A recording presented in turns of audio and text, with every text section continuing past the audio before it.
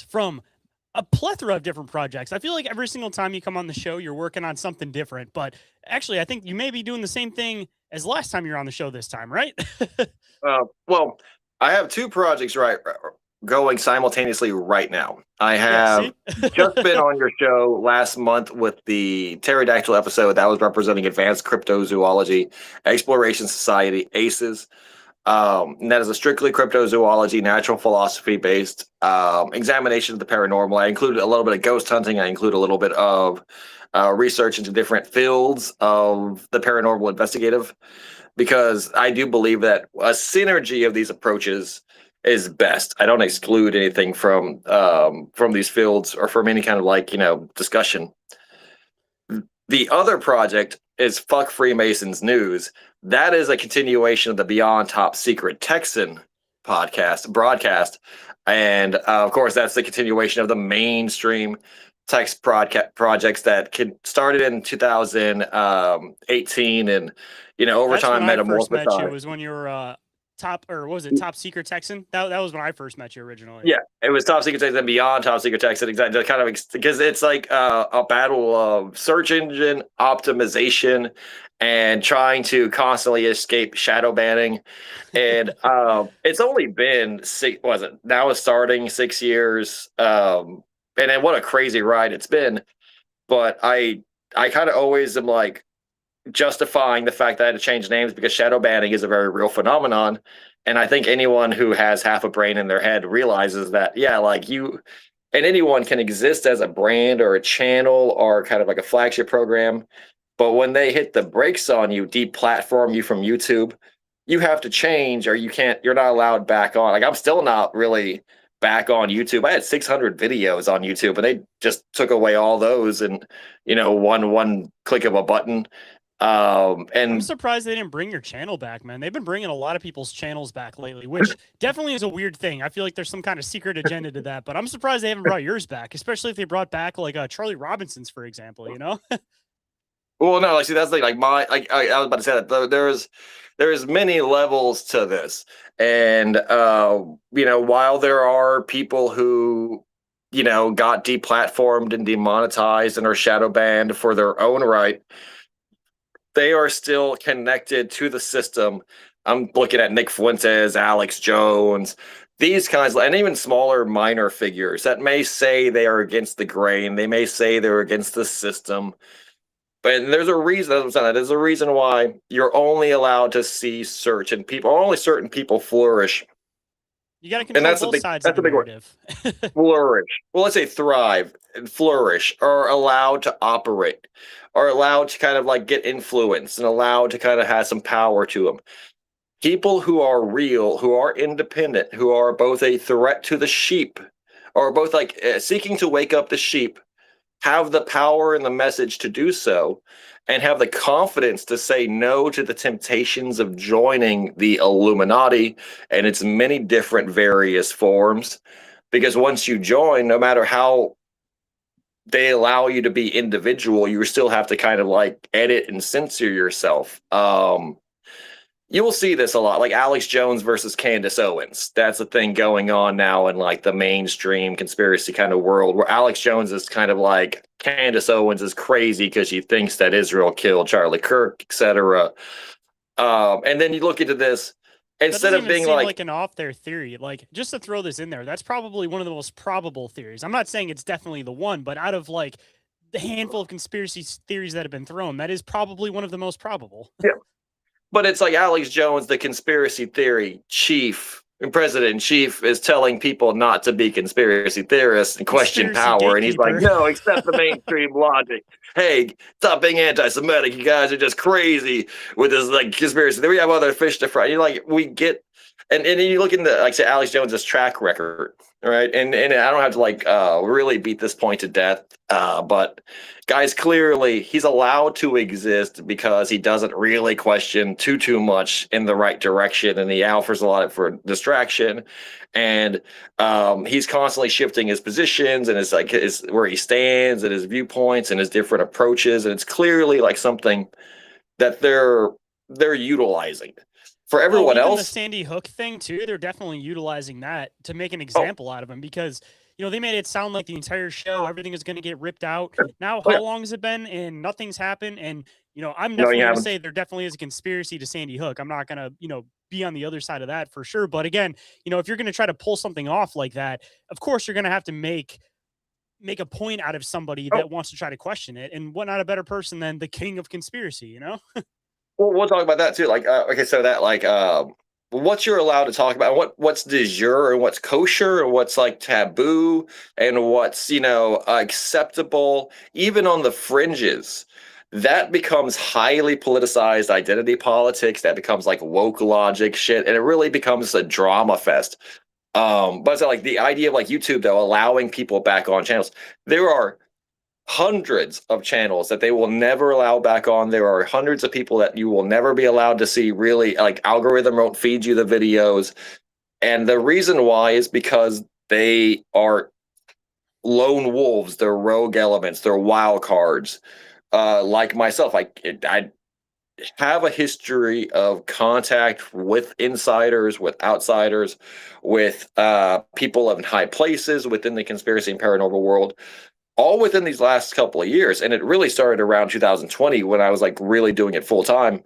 You're going to Oh, be no given an disrespect invitation. towards you by any means, but it feels like when I first came around and first actually started to get to know you a bit, you had a lot more like a lot more of a platform. I don't mean that in any like disrespectful Oh way, yeah, but I felt like you no, had a this is what we're lot more talking about. people that were listening to you. And now it's like I never really hear too many people talk about you anymore, which is No, this is unfortunate. what I'm talking about. Yeah, the reason why I have to change the name and everything is why I had to get changed to Fuck Freemasons News is because Beyond Top Secret Texan was actually deplatformed from Spotify, and to get back on it, the Spotify I had to change my name, as well as to operate under a different flag because no one will talk to any, because it's like a blacklist thing. It's like a blackball thing.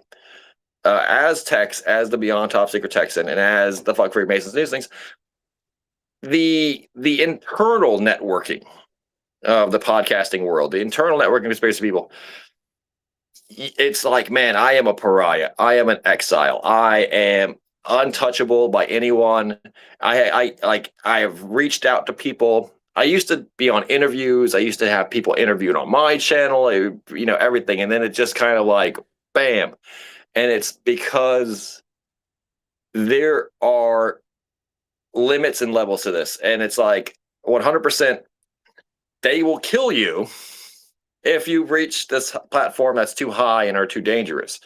They will do everything in their power to limit that from ever happening. And they've gotten so sophisticated at doing that that it's basically like, yeah, unless it's like they don't really have to do that, like silencing, these people, but they do it all the time. They still do that shit all the time. YouTubers die all the time, very mysteriously. Yeah, and it's always YouTubers. people that ended up stumbling onto something weird too. So you kind of have to, look for pattern Exactly. recognition in that one.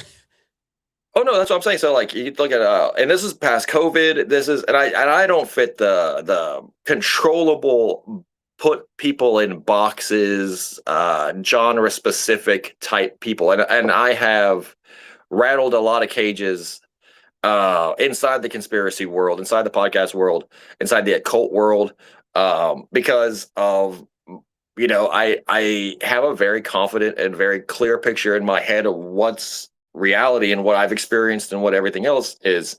And also, I'm not a follower. I don't do this for money, and I don't expect to ever really do it for money. If anything, it was for street cred, and it was for the legitimacy of for legitimacy of just being able to say what was on my mind, and it was like a desire to do so, and it's a reflection of the culture that we're in. That you're nobody unless you are online. Like you're nobody unless you're online and on the web. You're nobody unless you have a YouTube channel that's doing numbers, and It's you're true, dude. nobody You'll unless sit you there and have like talk a about social media Twitter conspiracies pod. and nobody wants to hear anything, but all of a sudden you make a podcast and all of a sudden a bunch of people all over the world start listening. But in your normal life, you talk about any of this stuff and not one Yeah, person wants to hear it. no, exactly. Like that's what like no one's going to my fucking night job or my day job and being like, "Hey, what do you think about the Khazarian mafia and stuff?"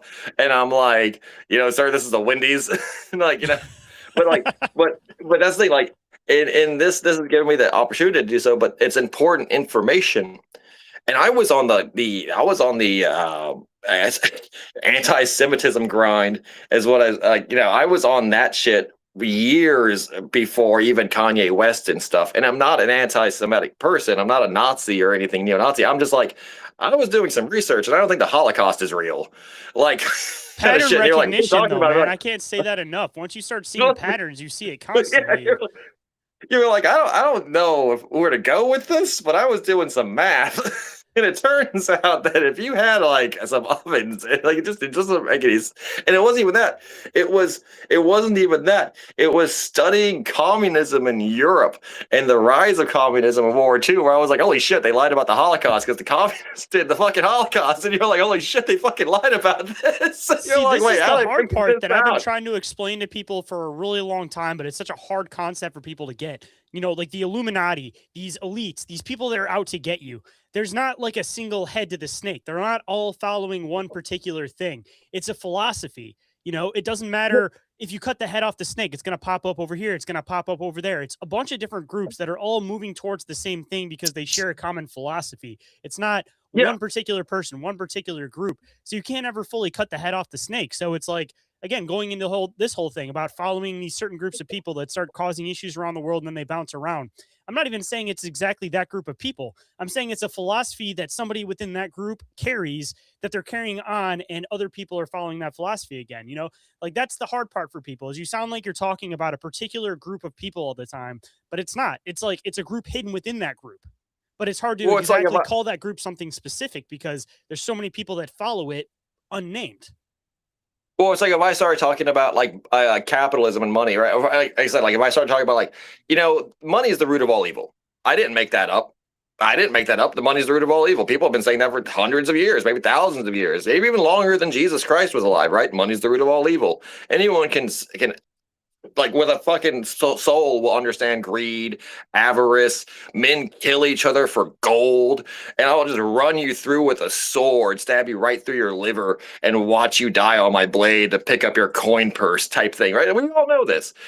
But then if you say that out loud, then oh no, it becomes a political idea, and they're like, oh, what? You hate capitalism? You're communist, and you're a bad person because you're a communist, and you have these like views, and it's all a form of sorcery. It's all a form of divorcing you from your own intuition of what's good and what's wrong and what's beautiful and what's free and happy and what you should be doing, because then you become it's not about what you want to do, what like you truly want to do, how you truly feel, but it's what you should be doing, these obligations, society versus the individual.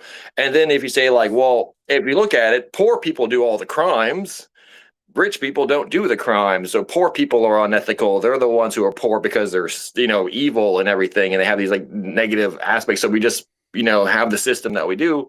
Like, but it's like the statistics still don't erase the fact that it's an evil world created because money is the root of all evil, and that there's greedy people, and that, the root of the evil is still unaddressed, even though you're trying to address the evils of this system. The same thing with all systems, and the evil that men do is usually done with the best of intentions. The evil that men do is typically idealistic. It's idealistic to a fault, to the point that they are negating humanity and justice to fit idealism. And idealism is at the heart of all cults. All cults, Christian cults, Islamic cults, Jewish cults, pagan cults, atheist cults, any cults. Idealism, which they can say, for example, like the idea of like, would you go back in time and kill a baby Hitler? And the ideals of saving human life.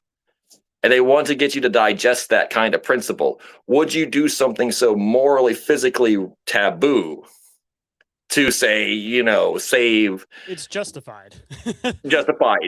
Would you justify whatever consequences of our actions for the greater system of our good?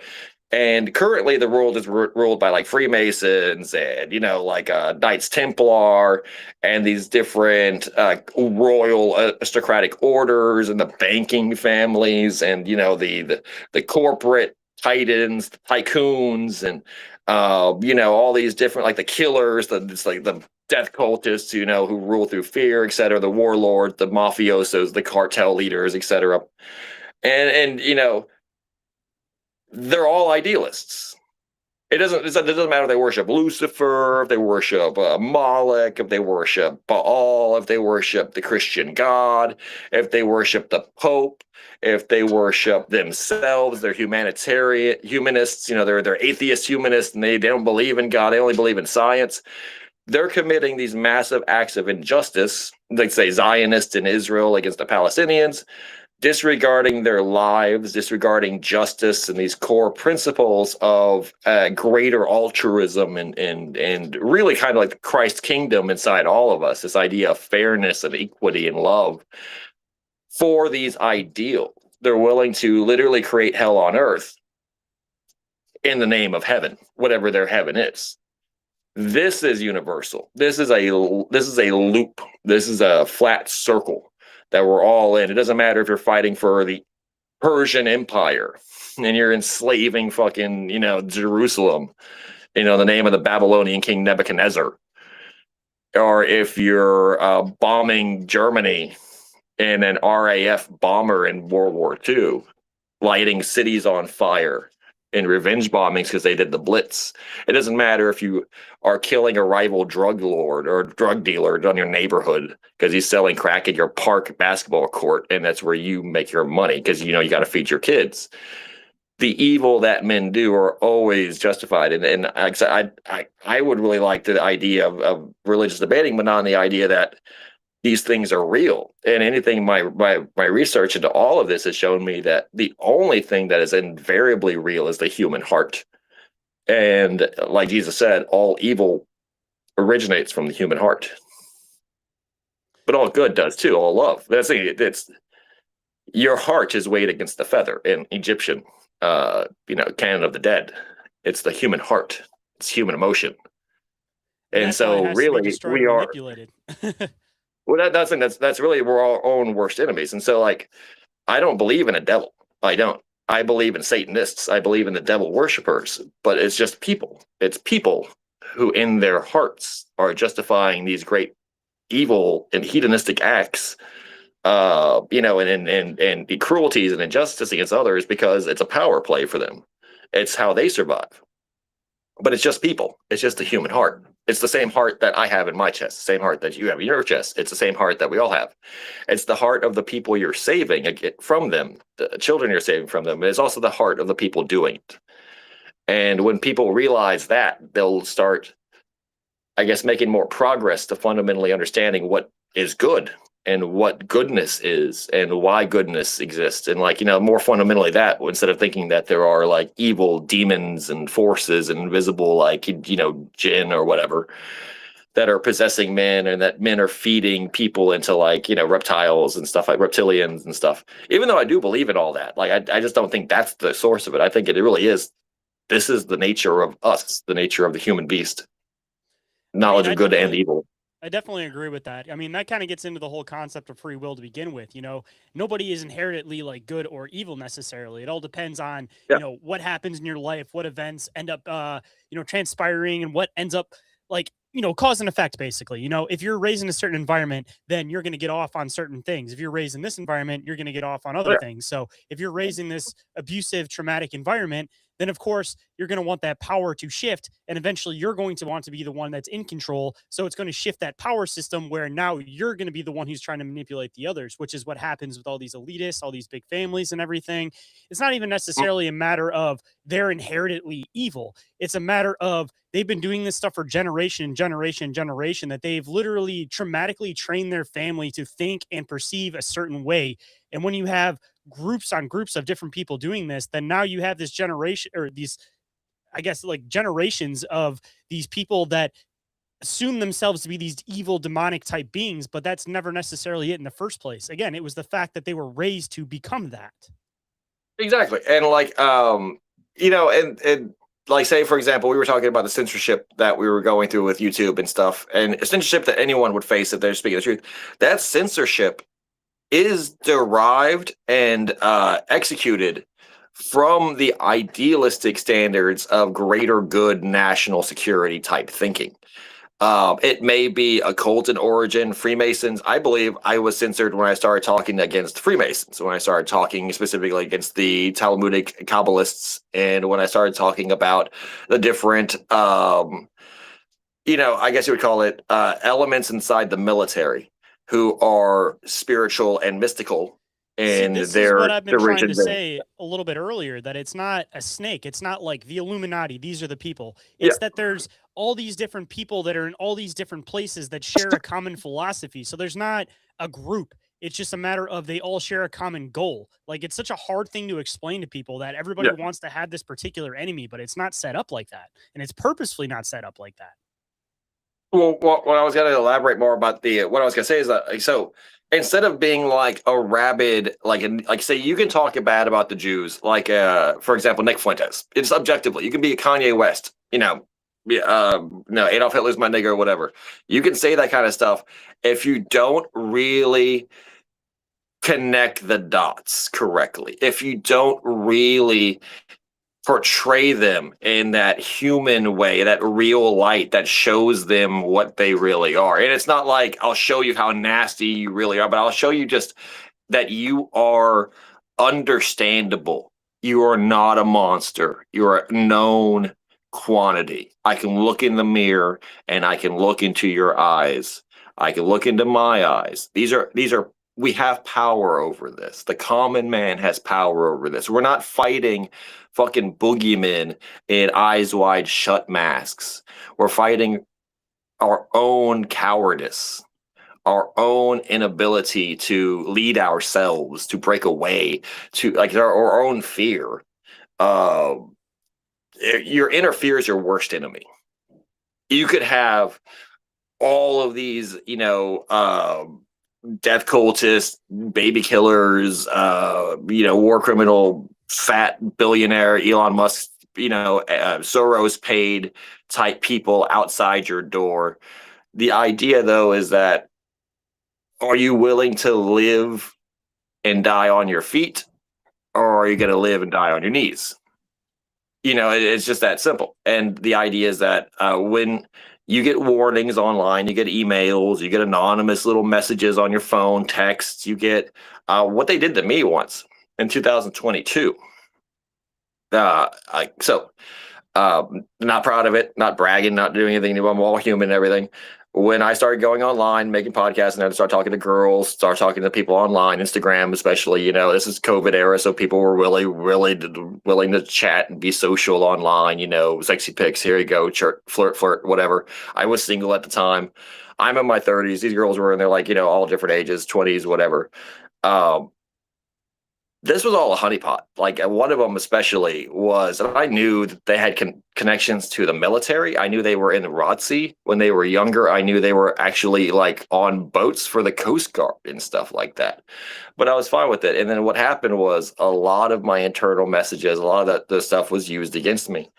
Not that it ruined me or anything like that, but they'll do that. They'll, like what they try to do, which is what they did to me, which is they'll have files on anyone, they'll do that. They'll Dude, when I started coming up and I started having issues with other people in the community, messages started coming out that I don't know how anybody got a hold of. They came from my shit too. So I mean, definitely there's a database on this stuff, man. I've even had something very similar happen to me with this instance. Yeah, no, I don't want to be too graphic or anything, but what happened was the only reason the way I found out about it was that person was like, "Oh, what's this online?" And then I looked up and it was a site from the Ukraine or whatever the fuck, and it had all of my personal shit on there. And I was like, what? This doesn't make any fucking sense at all. This is just weird. And they were like, well, this is this is such a great scandal and everything. And I was like, I just got to get away, get abort. And that's the whole point with changing your name, because that was what the kind of motivation was, is because every time I stay in one lane too long under one name, you start attracting, you become a target, and anyone who stays still as a sitting duck. And basically, no matter what, anyone you interact with online as a podcaster, as something like that, there's a good chance that they're working for it. I say this out loud, but I think people now get it. I think people now understand. espionage agency, private or public, bot account. They could be AI. They could be fucking somebody from India, posing as somebody trying to get information for the Mossad. Like, I don't want to say details, and because that always makes people like, well, it has to be just the one thing. No, it could be anything. Anything. Every nation has an intelligence agency. Every nation and every group has feelers in the ground, especially in grassroots organizations like this, which is the only place people are talking about. It's very easy. They don't have to put people like in fucking Roblox servers, and like, hey, you guys thinking about the government? They just go to the guy who's like making videos about that shit, and they're like, hey, let's talk to this guy. I one time, like, and this is not even like that long ago. It's like 2024. Had people try to get me to join a militia group and work on destructive devices like Gatling guns and stuff. And I was like, I'm not going to be entrapped this easily. Like, the idea behind it, I mean, hey, even just some of the stuff that I research, like going on to like the deep web and stuff like that, dude. Like, there's people that'll try to get you to pull onto other sites, and that's that honeypot shit, dude. Because you go onto the wrong site, and now you have something on your IP address or something that's trackable, that you're on like a child porn site or something, dude. Like, you're fucked. And they know that a lot of us that are diving into this type of stuff, dude, we are going on the deep web looking for information. So how hard is it? I mean, it's not that far off that somebody might click the long link and now you got blackmail on them. Like, even if you have something set up where it's like, it looks like it's a solid, web address that's actually going to what you're looking for. And the next thing you know, boom, your entire computer's flooded with something. Like, if you start going too far onto that track, dude, they got their countermeasures. Yeah, if they wanted to, they could easily have killed me physically, or if they wanted to, they could easily throw you in jail for whatever trumped up charge, especially child porn charges. The idea behind that is, I think that they're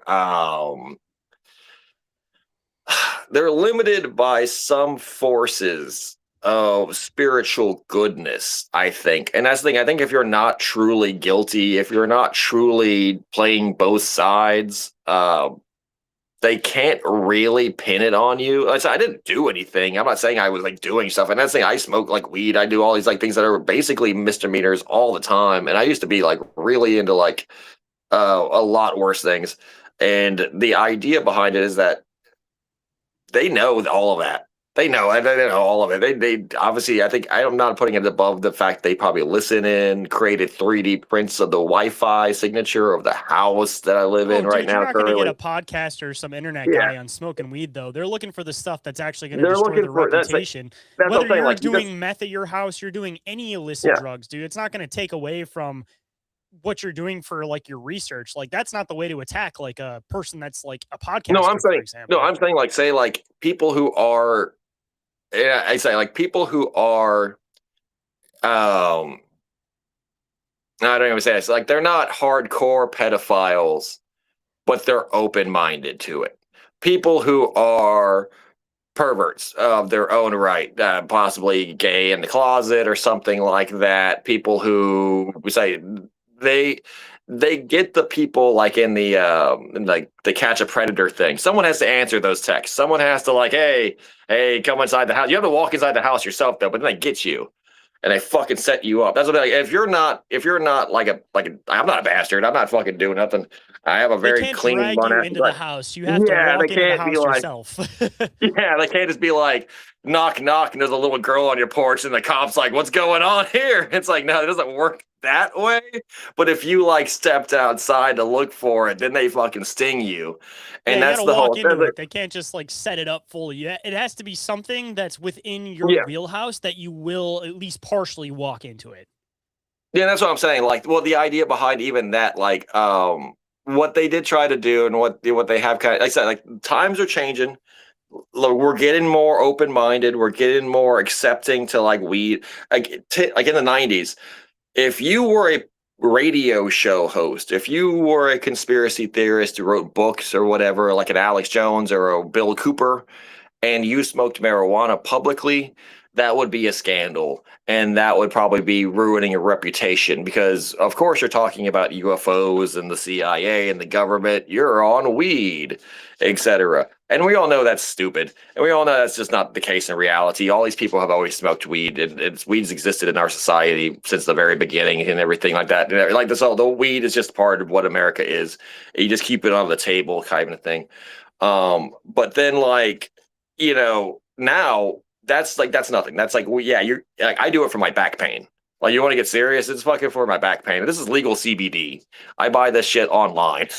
Like, this is not a taboo anymore. Yeah, this is like veteran grow. It's like to I'm get still pretty discounted on a convinced, though, fucking that even veteran. all the founding fathers, they had to grow hemp fields anyways. At some point, you can't tell me that almost anybody that was growing hemp fields didn't try to smoke some of the herb, especially knowing that they were like pipe smokers. They're all smoking tobacco and stuff.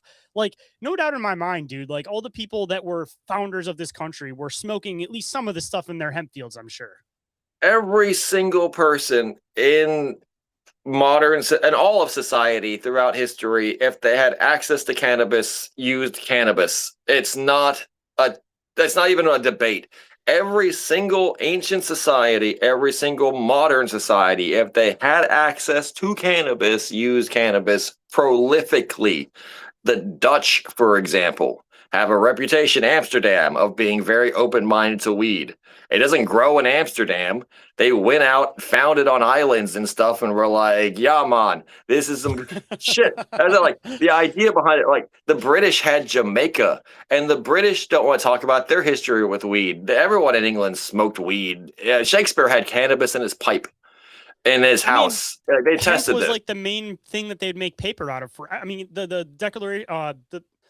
Declaration of Independence was written on hemp paper. I mean, like, it's not even a fact they were smoking hemp byproduct. They were smoking cultivated flower because it has a potency. No, like tobacco leaves. They smoked it for the effect. They didn't like the idea of teetotaling prohibition-minded American censorship of reality is a fundamental element of why we're here today, talking like as truth tellers, as people who speak the truth, who look for the truth, and everything we look for. Everyone calls us crazy for looking for us because America is built on lies. America is a fucking like insane asylum where the patients have the keys and they're the ones, walking around just giving the medicine out. And the whole point of the dystopian Orwellian reality of being American is that we're the most lied to, misinformed, miseducated, uneducated, ignorant, dark age society to ever exist in the position of power that we do, where technically you could learn anything and everything under the sun, but never at an American public school. Like, yeah, no, that's all Wikipedia and fucking your own critical thinking. And the whole critical thinking is that, like, when Lincoln wrote in his diary that his favorite thing to do was sit on his porch, look at the sunset, and smoke his hemp pipe, and things like that. Like, they were growing it specifically to cultivate the stronger and stronger flower. And it's not because, like I said, the whole reason why people resist this is because the Prohibition Nixon era DEA funded from the top down propaganda, Nancy Reagan, just say no. And the idea behind this, like how, like, you're not immune to propaganda. No one is. I'm not. I lived under that shame and burden too. Or when I was smoking in 2005 for the first time at the age of 18 in college, I thought I was the first fucking person to ever do that, and I was going to go to hell. That's not the case. It's clearly not saying you're not like it's the traditions of Americans. Like, ever say 2005, 1995, there's someone lighting up for the first time, going, "Man, is this stuff like legit? Like, are we going to hell for this? Like, are we going to jail?" And it's like, no, man, listen to Pearl Jam and just fucking chill out. Alice in Chains and stuff. I was like in 1985 and somebody's lighting up a fucking joint for the first time. Just like, what, are we fucking going to jail for this? Like, are we fucking, dude, it's crazy now that we're not even fully federally legal, and just being in a legal state, Michigan's been a legal state for a while. We've gotten to the point now where it's like, I'm part of the generation where I was always taught to like hide when you smoke, so I got like my pens, I'll puff on it here and there and stuff. But like the new generation, like Gen Z and stuff, like, they basically were already in high school when everything was already starting to get legalized. So it's like, they just will walk down the street smoking. Like it's just it's such a different mindset, and it's not even like a full generation like apart, you know, like it's we're all existing within the same time, but one side of it like wants to hide it and the other side's like, woo, yeah, whatever, out in the open. Wait, I'm not Yeah. supposed to smoke here? Like it's crazy like how fast that shifted. Or if we think of things like generational, just like oh, not even generational, cities, like geographical.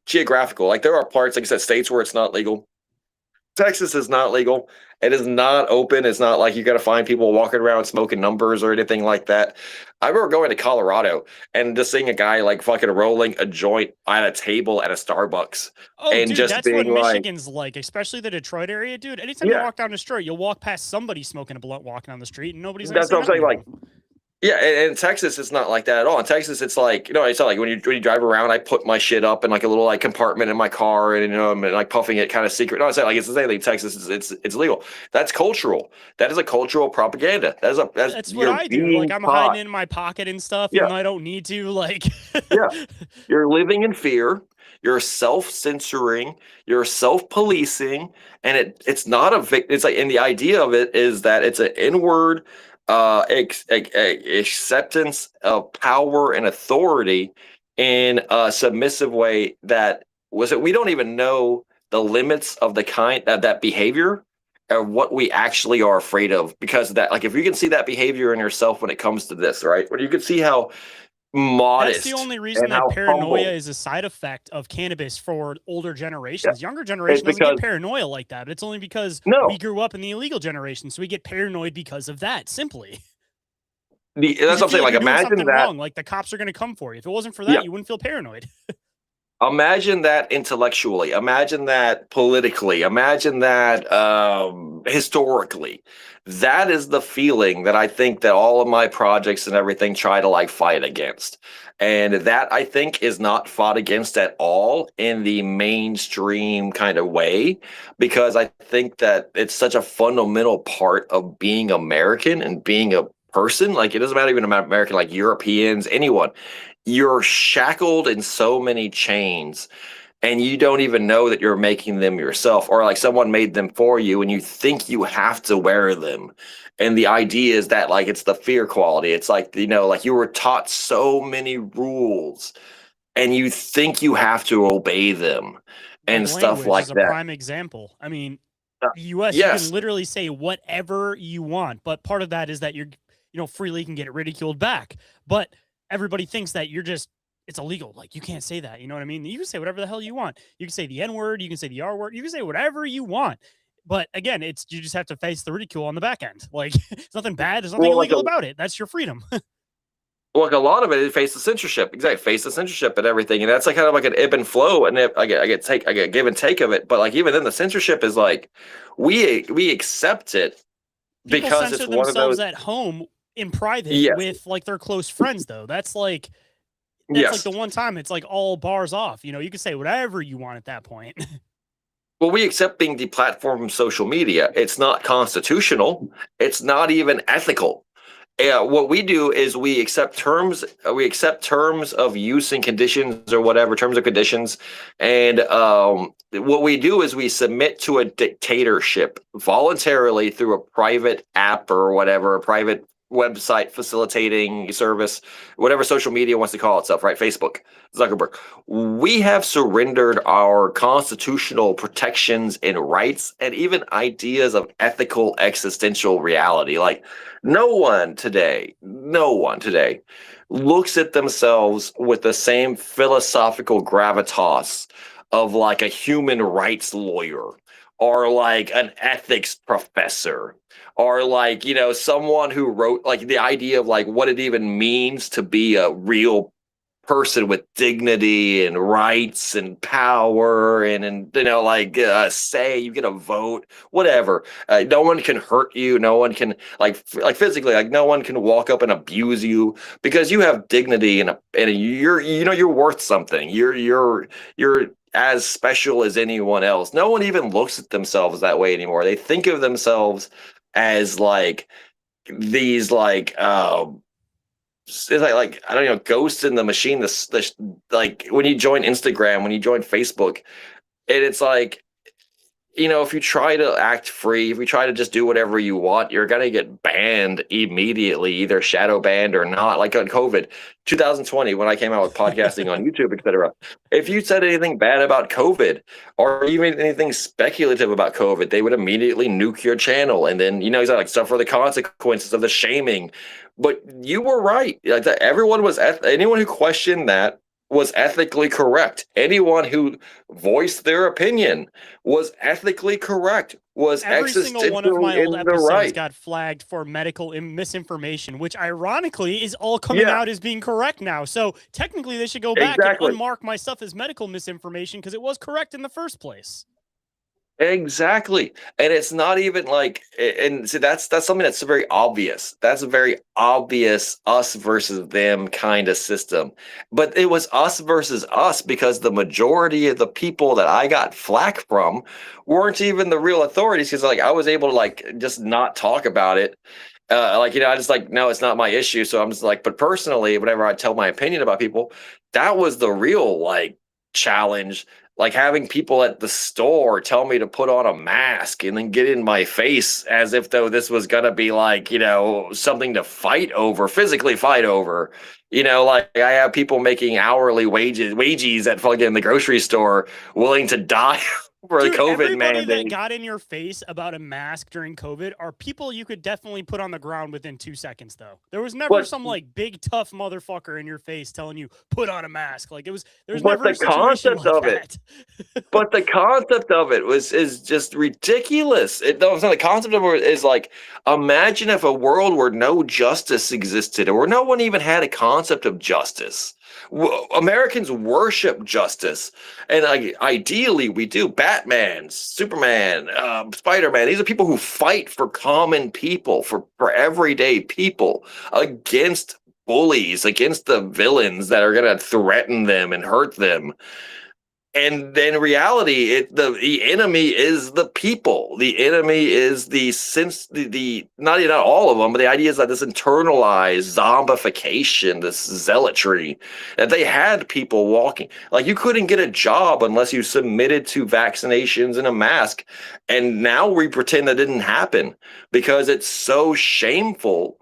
But we are the people that allowed it. I didn't do it, but they are the people that allowed it. The same people who are still managers at that fucking grocery store are the same ones that were like standing there, like everyone wears a mask or you don't get to shop today.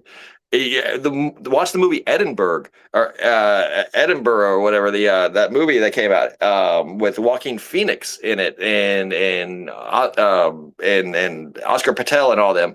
And it's about that. Like, it doesn't matter if you're the sheriff of the town, because Joaquin Phoenix's character is the sheriff of town and he doesn't like the vax mandates. You're considered a pariah, a freak, someone to be like mocked and vilified, and like, you have to carry a cross around, basically. The idea behind what that really, like, you were right. You're always like, existentially, you were in the right. You were right before. You are the sheriff, like in a sense, like what a madhouse, right? What is right? What is wrong? What is okay? What is good? What is bad anymore? Well, this is part of the psychological diversion, though, is that they want to make it so that nobody knows good or bad anymore. Like, this is something I've been talking about forever on the show, dude. Every single kids movie starts off from the perspective of the bad guy ends up turning good. Like, there's never this like defined good versus evil anymore. Like, they've purposely tried to blend these lines as like a big psychological operation. I mean, even like just even within like kid shows, like everything, dude. Like they've blurred it so much that nobody actually knows which side to follow anymore. Like even you were talking about the superheroes, man. Everybody associates more with the anti-hero now, and that's the reason for it. Nobody associates with the true hero anymore because nobody can actually say that this is true good or this is true evil. Everybody kind of like sits on the fence and realizes that the best place is to kind of have opinions from both sides, which is again where the anti-hero kind of concept really kind of comes in. But I don't again know if that's even a good thing, like I said, because there needs to be defined good versus evil. Like, when everything starts to blur, then that makes it so that people can't actually follow morals as proficiently as they should be able to. Because I mean, let's be 100% honest, man. The average IQ of most people probably isn't as high as it should be. So you have to keep things as simple as possible for people. And if people don't have this simple concept of good versus evil, the average person is going to turn into just a horde mentality of just chaos. No, see, they say that. No, that's a good point. A lot of the reason, like you said, it's a bunch of different heads of the snake, right? Like a hydra, and all of these heads of snake are hoping for equilibrium, where they're at the top of the power, but chaos, will toss all that, like, equilibrium, they'll asunder. They'll fall to the bottom. Some will rise to the top, etc. And they want to keep it where they're on top and people are on the bottom. And the idealism behind that is that people are savage. Politically, philosophically, this is old. This is like from the 1700s, 1800s. This is like Leviathan, Milton's Leviathan. This is like fucking Thomas Hobbes and shit. This is fucking like ideas of humanism, where mankind is considered, without society, without laws, a brutal, short, savage existence. Rape, murder, cannibalism, fallout type shit. And when you see in that, right, like the novel Lord of the Flies. Lord of the Flies is a classic British novel written by an MI5 intelligence asset agent. Just like all the classics. Yeah, I'll make a point of this. I'll loop it all around. The Power Elite, in which he read an article about kids who had shipwrecked and marooned on an island during a vacation. And instead of fighting and killing each other, they worked together and they survived. That's human nature. It's been documented multiple times that in crisis, especially when authority is erased and people have to voluntarily create society, people are incredibly adept at just working together and getting along. At peace and community and friendship, that is the magic of the man. That is the magic of mankind. It's the milk of human kindness, right? The idea that it doesn't matter if you're black or white. If you're two people and you have to survive, you could be from two different nations, the enemy mine concept, the Russian American, the Japanese American guy surviving on Skull Island. We're going to look past our differences. We're just going to get home and not, like we're going to live. Like I said, like I entrust my safety to everyone I go outside and drive along the road with, because it's in our best interest to survive and to get along and to not fucking like shoot each other up, etc. And, not crash our vehicles together, because we know how important that is. They're expensive and our safety is vital, etc. We have loved ones. And I don't know those people. I drive on those roads in my hometown every day, and I don't know a single person I drive next to. I don't know if they're drunk, high, sober, black, white, man, woman, tall, short, religious, atheistic, angry, happy. I don't know if they're miserable child predators or if they're like saints in disguise, but I have to trust my safety with them. That is a social contract. That's the reality. These people operate, and he wrote the book because he was obsessed with this story. He was a pedophile, and he wanted to create Gorevore, basically. And people need to realize this, that their insanity, because remember, they're abused. This is the system of abuse that they're born into, creates extreme pornography and extreme sexual it's always the source of these metaphors. Lolita, for example, Marquis de Sade's 120 Days of Assad. The elites are fast, like all their books, all the books of the elite, and then like Lord of the Flies, all of them. I went through literature classes in college. They're all just about perversions that rich, intelligent people think about and like meditate on and are fascinated with, like sexual violence and rape. Like Faulkner wrote a book called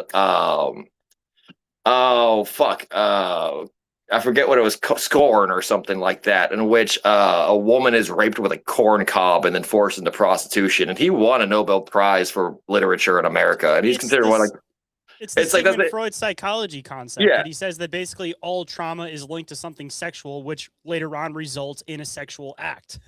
Well, like in this case, rewriting a book about human survival and human cooperation and human, kinship, man's humanity towards man, into a savage, pornographically detailed descent into madness and savagery, in which shirtless young boys are preying on each other like tribal savage. Remember, it goes into the idea of like racism and ethnocentrism and cultural centrism. And see, this is what happens if you don't have authority and you don't have this generational control and trauma and self like policing and stuff from bigger, more like if you don't have the monopoly of violence so held over your head, then you will just eat the fat weak kid in your group and aren't you fucking bastards and etc. That is propaganda. That's a lie. So that's the propaganda that it starts back then. You can see it then. Walking Dead, same shit. People can't be trusted. People, if the state wasn't here, if the military wasn't here, if the police weren't here, people would just kill and rape each other constantly and then eat each other physically, literally. Fallout. The popularity of these franchises is because they're pushed by the government. Every single like video game, for example, is just like you can't trust people. You have to fight people. People, if they could, would have guns and just be walking around the street killing each other. This is propaganda. That's a continued psyop that you see all over the internet too, though. Because I mean, I'm sure you're probably going to go around to the point, but you're seeing this in culture nowadays with all these different groups. Well, I was gonna say, like the idea, like they're starting riots and stuff, and then you look into it, like statistically, you look into it. I fell into it. I was a survivalist for almost 10 years. I was a hardcore survivalist. I had guns. I had a stash of bullets. I had prep stuff. I was gonna, like Alex Jones said, kill and eat my neighbors, right? If I had to. I was really into the idea of social collapse. And then you just wake up one day and realize that's not what humanity is about. That they've got you imprisoned in a cell of your own making, and in the fear and paranoia of others and the hatred of others. And society, if it was like that, wouldn't even deserve to exist. Because if that was really what we're talking about, why would you want to propagate and continue a species that's this hostile towards itself? The idea is like, how would we even get America started if we all were just savage, backstabbing murderers? Because we didn't even exist with electricity back then. It was just guys in stockings, like with horses and carriages, and they weren't killing each other. They weren't fucking like hitting each other in the back of the head with axes and like stealing their cabins. No, the idea is that everyone has a soul. Everyone has guilt and morality, and that's it. Like, you don't want to extend that dignity to other people because it's not even other men. It's like, you have to see that there's fairness in children, there's fairness in old people, there's fairness in you have minorities, black people, like anyone. Like, there's fairness in everyone, like even other men. The idea, like, well, like you can't trust the savages, you can't trust other men because they're gonna take us and like be warlords and gangs, and women are fine, kids are fine, old people are fine, but it's these men. Well, that's just it limits brotherly love, it limits fraternity, and these secret societies are ran on fraternity, they're ran on brotherly love, they're ran on identifying with an in-group so strongly that they trust each other and obey each other, and thus can work together. Like the CIA, you don't kill other CIA agents. You don't like CIA the CIA. You're all on the same fucking team, You're all spies on the same team. You're not spying internally. And so that's it's considered taboo when one spy is like spying on the other spies, for the enemy. It's like, the idea is they're strong because they have that trust in each other. They're strong because they have that in-group preference. They're strong because they are, working together as a team, no matter how elite they are and how small they are and how secret they are. They have us all planning to kill each other the minute anything goes bad.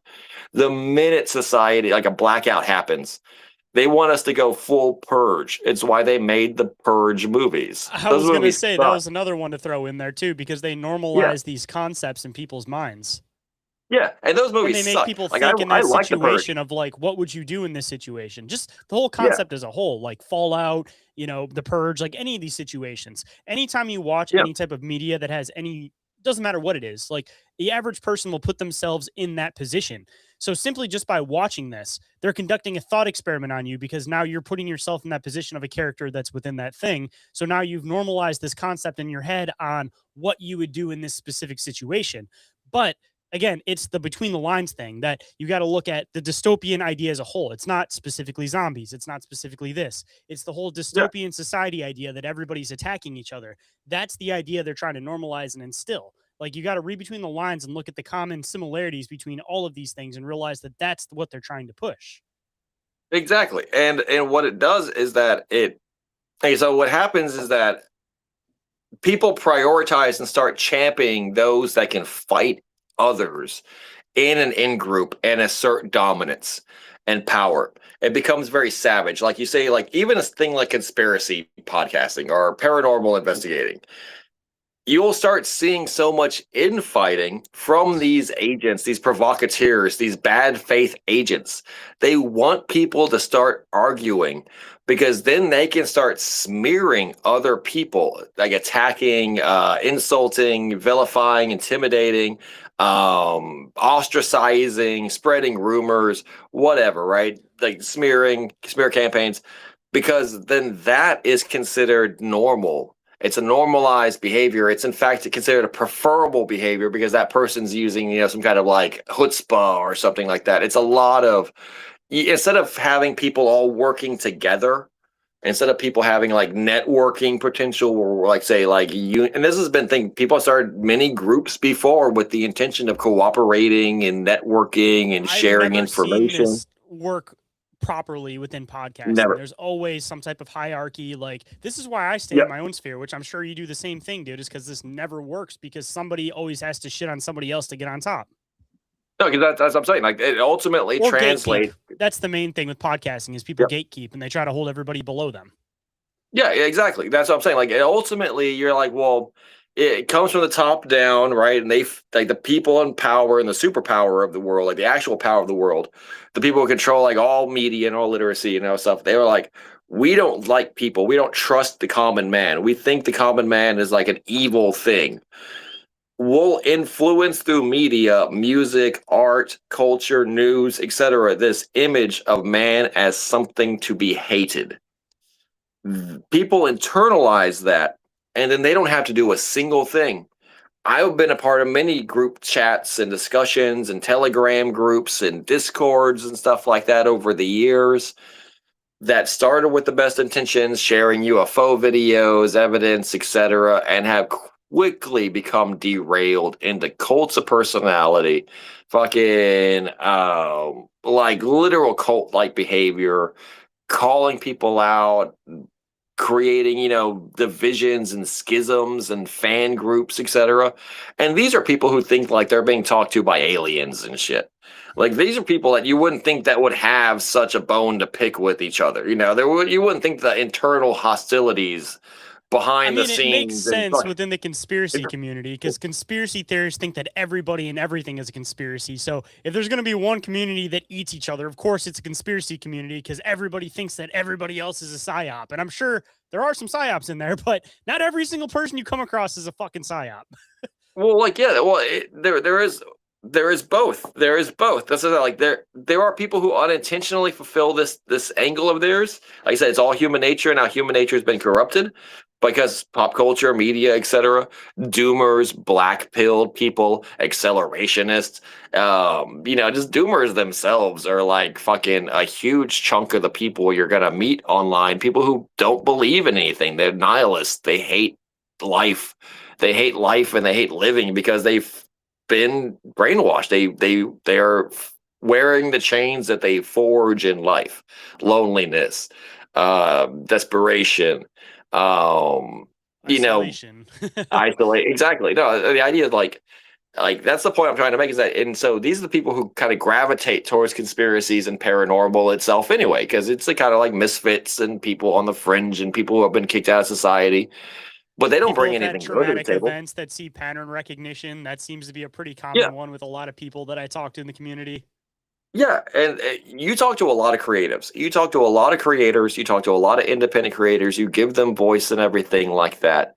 And I would say that all those creators probably have their followers, like that. This activity, this drama, all within their communities, on their comment sections, people living parasocially through them, people trying to like, manipulate them or get inside their good graces or whatever, get their ear, people who like think that they're talking only to them, these stalker type people, etc.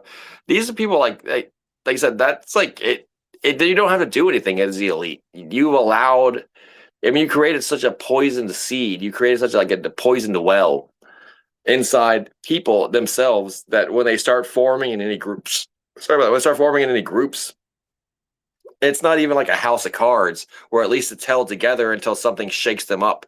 It's It's built on a shaky water and oil. foundation. Or it's water and oil. It's like the water is the good people, the people who are going with good intentions, who trust others, who want to like share their information.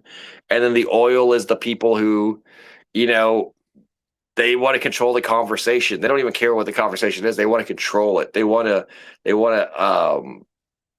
prove that someone is stupid or like prove that they're smarter than other people. And you see this on social media all the time. If you're on social media, like just comment sections, like just go through comment sections. It's cancer. It absolutely is cancer. I mean, And that's how a hard big is it to send out some bots though? Because I mean, I'm pretty convinced at this point that if there was a specific group that they were ever going to watch because they'd be afraid of some type of revolt or revolution, of course it's going to be the free thinkers and the conspiracy type people. So of course that's the main group you don't want everybody to get along with. So I'm pretty convinced that even if there ever was a conspiracy group where everybody got along, there would either be some type of a flag that would happen where you'd get a bot that gets thrown in to start throwing out some weird comments, or if that doesn't happen to work, then they're going to try to throw somebody into that mix to try to break it apart. But I don't think that that's the group that's ever going to function, because as soon as there's word of there being a conspiracy group that gets along online, like that's the number one group you want to going to want to go after. And a lot of people think that like, oh, they're not listening to the little guys. I don't think it's a matter of like they're literally sitting here listening to every single one of us. It's a matter of they have so many different bots and everything out on the internet. They just look for keywords. And once certain keywords come up a certain amount of times, then they flag it. And I'm sure that there's precautionary measures where the bots start trying to do little booby traps and everything. And they don't even get alerted until it gets to a point where they actually have to step in and take action. It's not that they're sitting and watching everybody. It's a matter of they have safety protocols set up to break these certain things apart at this point. Also, I would challenge to say that they do. They have full awareness of what's going on with AI, and AI was used, I think, before even ChatGPT by YouTube, for example, to edit and censor videos, especially during 2020 and that era. Where if say like you make a video about like reptilians, you put it online. Instantly, there's a Wikipedia tab on the bottom of your video, and it says a link to reptilians or whatever, put Atlantis, and it's like a little Wikipedia thing. That means an AI went through everything, every audio in that video instantly, no matter how it's like hours long or whatever, and was like, oh yeah, this talks about Atlantis. This talks about reptilians. This talks about that. And it's not so much a human flagging process, but it's completely by the machine now. The cloud, the algorithm, all of it has that information, and it doesn't even need to be like, hey, big daddy CIA or whatever, NSA, we got somebody here. It'll just be like, it'll take the appropriate steps to start gatekeeping your information. Absolutely. At that point, like if you started a brand new YouTube channel, no cookies, brand new computer, no brand new burner number and everything, no way to like trace your back information, and you made one video, blank slate, and it was about like something seriously weird, Illuminati, Bohemian Grove, something like that, child sacrifice ceremony, something like that, the AI would instantly fucking alert, like, hey, we got one here, and it would know what it would already put you in like a fucking industrialized sanitization type thing, where they're going to quarantine your channel, they're going to restrict your views, the algorithm completely closes up on you, etc. And this is instant. This is instantly now, because the AI is already, like I said, there's not like an NSA agent who's bored having to go through fucking, endless hours of fucking public radio and shit like that, because that's what YouTube is. It's public radio, public TV. And that's So why that's not everybody yeah, but thinks it sounds ridiculous, is because they think there's literally a person sitting there doing it. Like the technology is advanced to a point now where it's like it's plain and obvious right in front of you, yet people still don't think they're getting like fully listened or watched. And again, oh, especially in this community, dude, people are getting flagged for particular things.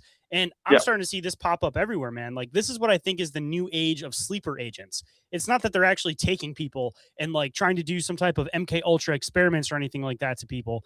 It's a matter of they'll look for these certain flags within people's web searches. And when they say, all right, this person has this, this, this, this, and this. And then once they say, all right, we already kind of have like a fresh slate to start with here. And then they'll start throwing information out at them. Like they'll come at them and say, like, hey, have you ever been part of this group?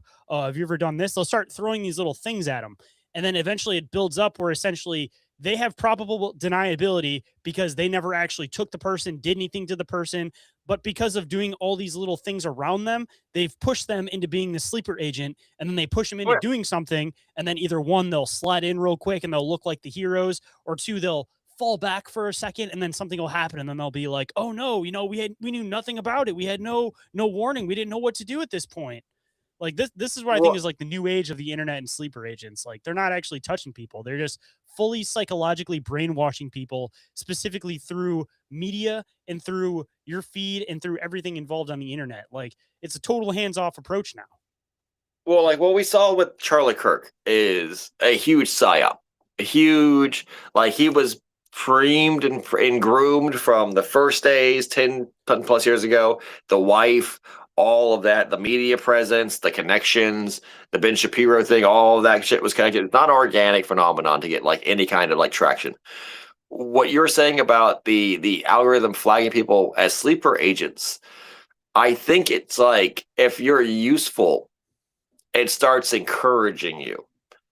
And I know that sounds weird because you're like, how could the No, machine that's a encourage better you? way to explain what I was It'll, trying to say. but it'll also encourage you into talking about things that like the culture, the zeitgeist is like. So if you like look at it from different heights, right? The 30,000 foot view compared to like the street level view. The trends that are going and getting attention in conspiracy YouTube, conspiracy media, podcasting, etc., that's carefully curtailed. That's carefully manicured. And the points being made don't make any progress over the last 20 years. People were talking about the Nephilim and people were talking about interdimensional beings, and etc. People were talking about the UFOs, government connections. People have been talking about this in its kind of complete way forever, for before the internet and when the internet's first days. But the idea of like who's allowed to become super successful, how like much can you believe in this? How much can it be like represented as a real like a real reality in life? How much can it be um discussed with a sense of disconnect or like divorce from reality? That that is deeply in the hands of these big tech um like powers, the AI, the algorithm, the Silicon Valley base of that, fucking power central of the internet. That is what I feel you can clearly see being manipulated. You can clearly see that being played with because, like, for example, with Nephilim, with giants, that came out of nowhere. No one talked about giants in the 90s. No one cared about giants in the early 2000s. That came out specifically around 2012.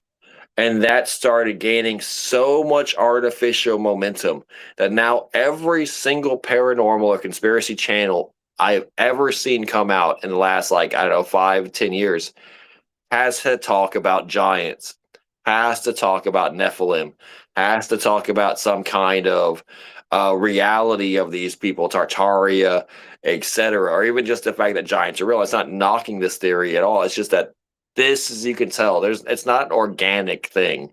People didn't just wake up one day and think giants are real, even if there's evidence for them and everything. That is something that's acceptable to talk about, that's allowed to be talked about. And that's something that you start seeing, more people kind of being pushed like kind of like just chaperoned and manipulated and kind of like, and kind of just like shoved in this direction. And it's got its gatekeepers, it's got its like, power of players, it's fundamental like, experts, etc. But it's not the only one either. There are clear zeitgeists that need to be like, sacrificed to, that need to be worshipped in this world. I'm not agreeing with it. I'm just saying that's what they want. And that's what they get. And that's what YouTube is. It's like a temple where the altar is the video and the sacrifice is like the actual, like, like the actual video, the watching it, that like the adoration between the viewer and the people. And that through the YouTube, through these video services, through Spotify, through all these podcast services, Amazon podcasts, that is the temple, that they're showing the mysteries, that they're showing these occult initiation informations towards the masses and stuff like that. And so, it's gate kept by the powers to be, but it's the priests are the people that have accepted this. They accepted this, and they're not freer than anyone else. They're just serving that master in this different capacity. I'm glad that you brought that up because I've been wanting to talk about this for a couple episodes now, but this whole idea about the like dance around narrative, that's probably a really good way to explain it. That you'll see people that'll do like these Netflix documentaries or that'll do these YouTube channels and stuff, and they'll be onto something, but they won't quite say it. And you don't know if it's a matter of them trying to dance around it because they're controlled, or if it's a matter of they're trying to push people into it, but they can't say it because they're trying to be tricky with the algorithms, for example. One of the main ones I want to bring up that made me think about this. Are you familiar with the program Cons, Cults, and Kidnappings? It was a Netflix documentary talking about Ivy Ridge. No, wait, Cons, Ivy Ridge. Is that the one from Hawaii? No, is that the one from Hawaii? It's a documentary talking about those schools where people would send their kids to them and they would basically get like beat into like submission and stuff. And then it goes into like a bunch of like the MK, well, it doesn't necessarily like say the MK Ultra type stuff, but as I'm watching this program, they start talking about all these like different like psychological operations they're basically doing to these kids to try to break them down. And as I'm watching this, it starts kind of seeming a lot like the ancient Babylon, like mind splitting and a lot of this like satanic ritual abuse type stuff that I've been diving into for the show forever. And then as it continues on, I'm like, it starts talking about Utah and I'm like, weird. I bet you it has something to do with Mormons. And then they talk about the group, and the group's called WASP, WWASP, which for anybody that's familiar with the Mormons, they do a lot of this occult B-type symbology to hide amongst everything. And as it goes farther on into the documentary, it starts talking about the guy that runs all these programs. They're a Mormon family. And it's like dancing around the fact that there's this huge faction that of the conspiracy community, which I'm sure yourself are fully aware of this, the whole like Mormon MK Ultra mind control aspect and how they play into all this type of stuff. And as I'm watching this documentary, it's like paralleling all of my MK Ultra mind control research, going into like the Freemason stuff, going into all of this stuff, but they're not saying that. They're like dancing around it. They mention the fact that they're a Mormon once. It's like, again, are you controlling the narrative because you're trying to push everything off? You're trying to make it so people have a new figurehead to be mad at? Or are you purposely dancing around it so that people will read between the lines? But considering that a lot of this stuff is Netflix and everything, I'm going to go into consideration that they're purposely trying to control the narrative so that it's brought up, but it's not dwelled upon so that you end up looking the other direction. Yeah. Okay. So here's the thing with that kind of stuff. There are people who know the truth. And I don't mean this in the way that people know that the moon landing was fake and stuff. People who know actual truth about people and about society. It's an open secret. And by that, I mean, like, it's an open secret. Like, okay, Stanley Kubrick, for example. Stanley Kubrick, what are your opinions of Stanley Kubrick relatively positive? Fascination-wise, I say yes. I mean, I don't know. It's kind of, that's a hard one. It's like a sitting on the fence thing because clearly the guy knew information. So it's like, was he trying to give people information or was he just part of the group controlling the narrative? That's why I say it's like fascination, but the guy was aware of things. It's just, I don't know which way to play it, you know? All right, here, I'll reframe this. Like, this is a pretty good example. I'll just reframe this. Exactly. Yeah. I'm not trying to set you up. I'm not trying to be mean or anything like that. So just okay. So I know I know Stanley Kubrick moon landing faking awesome, but you'd be like, hey, after everything I've seen of Stanley Kubrick, just on the media, just in movies, movie channels, things like that, people who are talking about how good movies are and who this guy really is, maybe like the Shining Code or whatever. Would you think that Stanley Kubrick didn't have the skeletons in his closet, besides the fact that he helped? Maybe he made Eyes Wide Shut because he was telling the truth, etc. And he knew the secrets, but he was on our side. He was the good guy.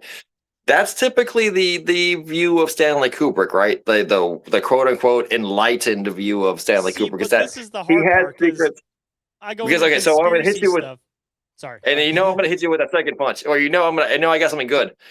Well, okay, so the point of Stanley Kubrick is that he lived in England. He didn't live in America. He ran away from America. And like, hey, I follow Instagram movie page. This is a movie thing. Stanley Kubrick's an artist. He's an artiste. Difficult to work with. The guy was busted in his house containing the largest child pornography stash in California history at that time. In England, during the filming of A Clockwork Orange, it is known on record that he contacted modeling agencies and asked for young models as young as possible to pose nude for him personally as he took series of films and photographs. And now we all know Stanley Kubrick takes thousands of photos and is very meticulous and obsessive about detail, etc. That he had these hundreds of nude models engaging in this nudity, etc., and then saved all the photographs and videos into a personal vault in England, back to his old tricks. Now we know that this is an open secret amongst people who just do a little bit of autobiographical work. All people, like musicians, from politicians, philosophers, intellectuals, writers, directors, every single person has skeletons in their closet. Like I said, the human heart is the origin and birthplace of all evil. And man's hands have committed all the sin that's been committed on earth. So it's not like Jesus Christ said, call no man good. And not even Jesus Christ. And that's the thing, the idea is that mankind by itself is corrupted. When you actually break down this case, like, how much are they saying and are allowed to say? How much is supposed to be connecting the dots? The whole world is just connect the dots. That's our society. If you 1,000 years from now, when America disappears and falls into the fucking ocean like Atlantis or whatever, and archaeologists are finding out American media and literature, they'll say these people did not tell the truth to themselves. They had a version of the truth, but they did not tell the whole truth. They knew the truth in their hearts, but they could not speak it out loud, for they were afraid. It's as simple as that. And that's how they're going to view it. And they're going to ask, why were we so afraid? Simply to see ourselves in the mirror and tell the truth. And it's because of that. Fundamentally, that they fundamentally have us wearing chains that we forge ourselves. We fear the truth and that we must obey. We must always say Stanley Kubrick was a good director and never a massive asshole who abused the people who were entrusted to work with him. Dude, look For at some any reason, we 80s must rock always star worship him. that everybody's we must obsessed with and always talks about worship how him. good of a person they were, but Yeah. every single 80s rock star had a song about banging an underage girl. 100%. That's it. We're waking up now. We're waking up now, and we're being able to kind of see reality for what it was. And that's the thing. Like the reason, but then you get like look at even further. Like the reason why he was allowed to get away with that, and he didn't go to jail for that, even though everyone fucking knew. Everyone who worked with Stanley Kubrick knew that he was abusing his own daughters. He was abusing every woman on set. And yes, sexually abusing, mentally abusing, emotionally abusing. He filmed Lolita, which was a pedophile film, for example, and had that girl assign a contract to be his personal valet or like basically like being her supervision. We don't even question that. What we want to question is whether or not he worked on the moon landing and he knew about these facts, because that's the thing. They got us working on this idea that what could be and not really what was, and definitely we'll never know for sure what was.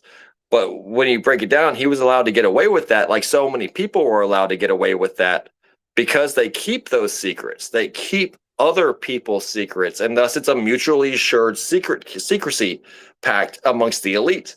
And That's he just would never proof that they're tell. in the group from the first place, is the fact that they have the Yeah, blackmail as part of it. So now they become the controlled narrative. I mean, simply anybody that has a skeleton in their closet that's trying to expose the truth, you have to consider the fact that that is their role within the group, is to do what they're doing. Because again, yeah. would they have these particular skeletons in their closet if they weren't part of the group? Particularly the whole child abuse aspect. That seems to be one of the calling cards that even if you don't want to be part of the group, they'll get you into one of those acts that you are now part of the group. So if you are more than willing to do that stuff of your own fruition, I feel like you're instantly would totally be okay with being part of the group. Basically, because Americans and the Westerners, the British that we originated from, and Europeans in whole, have so much social taboo, and it's so bizarrely contradictory. Because in society at large, people's personal images are based on virtues.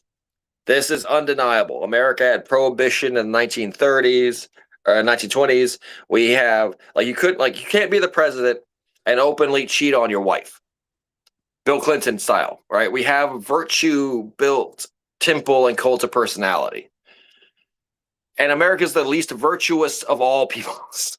The least virtuous and least wanting to be virtuous. We don't have an innate respect for those who are too good.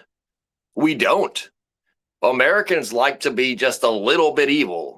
Like enough just to get by, enough to be like, yeah, don't fuck with me. I'm also a little bit, I also do a lot of, bad, crazy, but cool things. I might just steal a car, or something. Fast and Furious. Those movies are, the culture is that we want to be rebels. We want to be, we want to be badasses and stuff like that, but we don't want to stand up to the actual injustices and powers even within our own hearts and stuff. It's the idea is that we always that's are what we keeping these started skeletons off buried. as, but now we're not that Yeah. anymore, but we still have the spirit of that. Because I mean, going back to it, dude, we fucking started a revolution off of a 3% sales tax on tea. And I was talking about this a couple days ago. Now they just moved they shifted the tax, the state tax for cannabis in Michigan now, where you're paying 40% sales tax on weed now. And it's like nobody's starting a revolution. But again, everybody wants to have that mentality of, oh, I'm the crazy American. I'm the tough one. I'm the outlaw. Yeah. And it's like, Yeah. we were bred on that, but we don't contain that anymore because, again, we're getting taxed out the ass, but we started a revolution off of 3%. Like, we aren't the same people anymore. Oh, and even then, don't get me started with that. Alternate history. Oh man. So there's we could do a whole series on alternate histories and what really happened. And it's an open secret. Any researchers will tell you what exactly happened. Because it's it written down and it's context clues, and it didn't happen that long ago. People were alive and talked about it afterwards, extensively, what happened.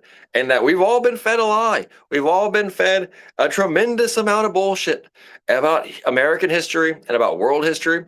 And it's the American Revolution, for example. The American Revolution, the idea that colonized George Washington and being a hero, and what this was all about, even, and the entitlements of it, and how it was viewed culturally. When you actually look at the figures and see it for yourself, it is so bizarre. We act like we won independence from Britain and kicked them off North America, when all Britain did was retreat back to Canada and Jamaica. So it's like, okay, they left the 13 colonies. Remember, Florida wasn't a part of it at the time. So it was just a part of America here. And then all of Canada, all the way to the Pacific Ocean is fucking British. And then all of the Caribbean is basically British. And then all of the Atlantic Ocean is so British. And America's we want our independence. And then not even 30 years later, in 1812, the British come back and burn down the White House. Like, enough of that bullshit. And since then, America became a protectorate, a colony, a company of Britain again. And it's called the United States Company. America itself as a country, an independent country, only lasted like 30 years. And if you look at, say, the history of the U.S. Constitution, for example, it's not a solid document that was written all at once. It's a charter, and it's a company charter. It's a business charter. And the idea is that all of England's colonies are misunderstood. They didn't set up colonies in the name of they did it in the name of the crown, but it wasn't like they said it in companies. Companies, and that word company is exactly what it's a business. The Canadian company, the Hudson Bay Company, Africa Company, the Congo Company, the British India Company, and stuff. And they were companies, they were businesses meant to raise profits and create citizenries that would be employees with contractual debts and obligations to serving the economy of the crown. And only after World War II did that ever stop? Did it ever really diminish? And it's still not, because Britain still owns Canada. The Queen of England is on Canada's money. Still and you Australia live in Michigan too? and Australia and Singapore and Hong Kong for a while. And then these places just got their independence in the 90s. Jamaica only got their independence in the 60s and stuff like that. So the idea of the American Revolution, and it's and the idea we fought and beat Britain, it's okay. It's like saying Afghanistan defeated America. The idea of we left Afghanistan, but it's not like they came to DC and it's not like they actually shaped or shook anything. It was a small place, and we're going back, and it's just going to be 30 years before another country rolls in. Just the idea behind it, America itself was and that's the thing. History is a fascinating thing, because knowing the truth is akin to being insane. To know the true history of the world is akin to being insane. All World War II was bullshit. All World War I was bullshit. All the Cold War was complete lies. All of it has just been to create the greatest lie on earth, that the countries are competing against each other than working towards a single world government, which is the case. They're working towards a one world government. They have been for a number of centuries. Say America was just intended to be the power arm. I mean, I'm pretty convinced at this point that we were intended to be the ones that kind of take the view off of England, because nobody's really talking about anything that England's doing. We're the ones that are the assholes that step in, that blow stuff up, that do this, that poke our noses into business that isn't ours. We're just intended to be the enforcers, we're still part of the same arm. We're just the enforcer for them. And even then, what I think happened, and I think America is going to become New England. America is the second British Empire, basically, and it's going to follow the trace of the British in every single way in the next 21st century, in the next 100 years. And this is not something I'm in control of, so don't blame me for the jingoists and stuff. But just how Adam England, Curry on No Agenda has been talking about this for a while. He's been calling it the North Sea Nexus. So, I mean, this is something that people are starting to actually get onto and actually understand that England still controls everything. It's psychohistory too. It's a type of cultural relativism. It's sociology, where it says the empires of Rome, etc., never really ended. They just relocated to England and the east of Spain and Portugal and stuff. And the British Empire and the Spanish Empire, which were the next biggest world empires after Rome fell, after rising from the Dark Ages, are Roman. They're Roman. They have no cultural origin. Did Rome ever really truly fall, or did it just become the Vatican? Because as far as I'm concerned, Rome just became the Vatican because they all speak Latin. It also became the British Crown. It also became the British Crown, and then became the Habsburgs and all the German Holy Roman. It's the idea of it has a seamless continuity of empire, and the continuity of empire has many names. Like I said, the snake has many heads, but over time it has many names, and it has many forms, and it has many different angles based on technology and the economies of the world. But it has one thing in common: the worship of the sun, the worship of the phoenix, the awareness of a global reset, and the agendas to maintain the illusion of worldly supremacy in a world that is unknowable, unmasterable, and to a people who are divine, higher spirit beings. What this means that every empire has one solid mission to keep the people down and to keep the rulers up. And that's it. And it's just it. And it's like the British had their aristocracy, the Spanish had their aristocracy, their monarchies. The Americans have in their forms their monarchies. Trump is I hate to I hate to ever talk about modern politics, right? To ever sully myself by talking about this. But like FDR was a monarch. He ruled for 16 years. The president is a new word for king. It's a synonym for king. And it doesn't matter what you call people, pope or king or emperor or ruler or Vici or whatever, dragon lord or whatever. They're supreme cults of personality. They all run through occult symbolism and initiation and have their viziers and their priests and their supporters through the masses, etc. And what we're seeing now is no different than Pharaoh Ramses or King Nebuchadnezzar of Babylon or King Richard the Lionhearted of England or anyone who really does it. It's the same fucking thing. It's the same as the American Revolution. The idea that America is different in any sense, economically, politically, spiritually, it's the biggest lie ever told. It's second to the Holocaust in terms of the biggest lie ever told. It's the myth of American and exceptionalism. I think that's the word, American exceptionalism. In a lot of cases, America is a completely manufactured theater of the monopoly of violence.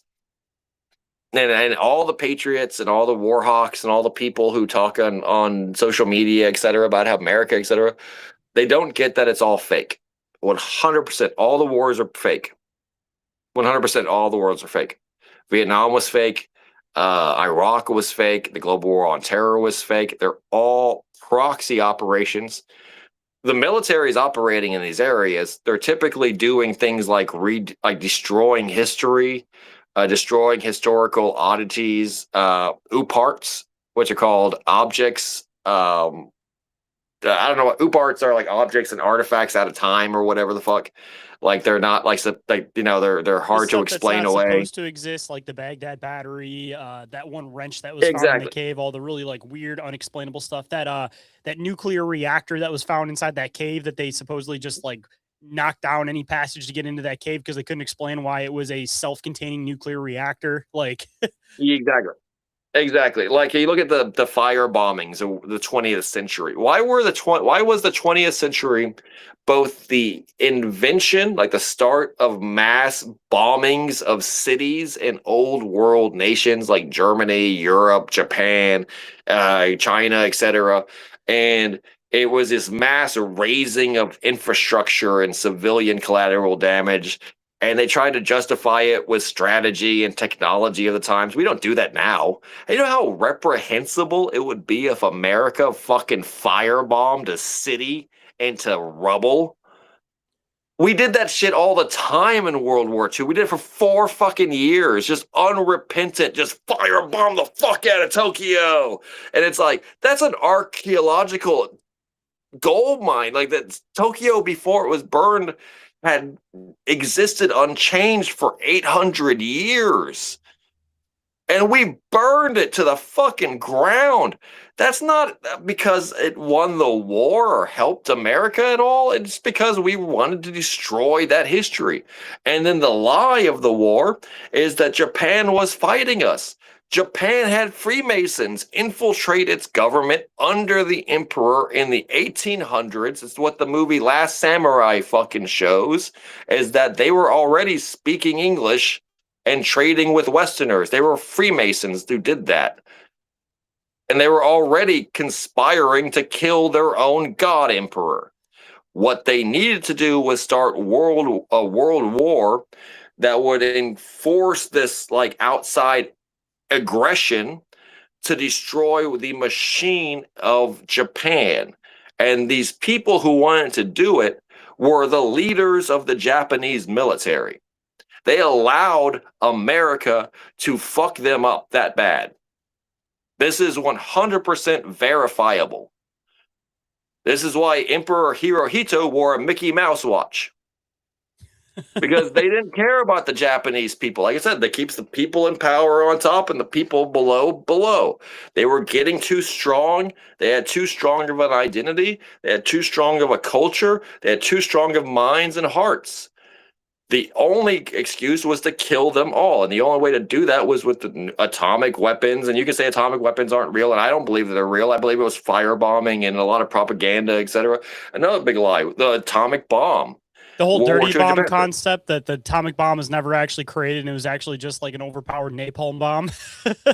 It wasn't even that. It was just a lot of bullshit, like a lot of lies. The theater, they created the lie. The lie is so big it can't be denied. And like you saw, like the nuclear bomb explosions, right? Only recently declassified.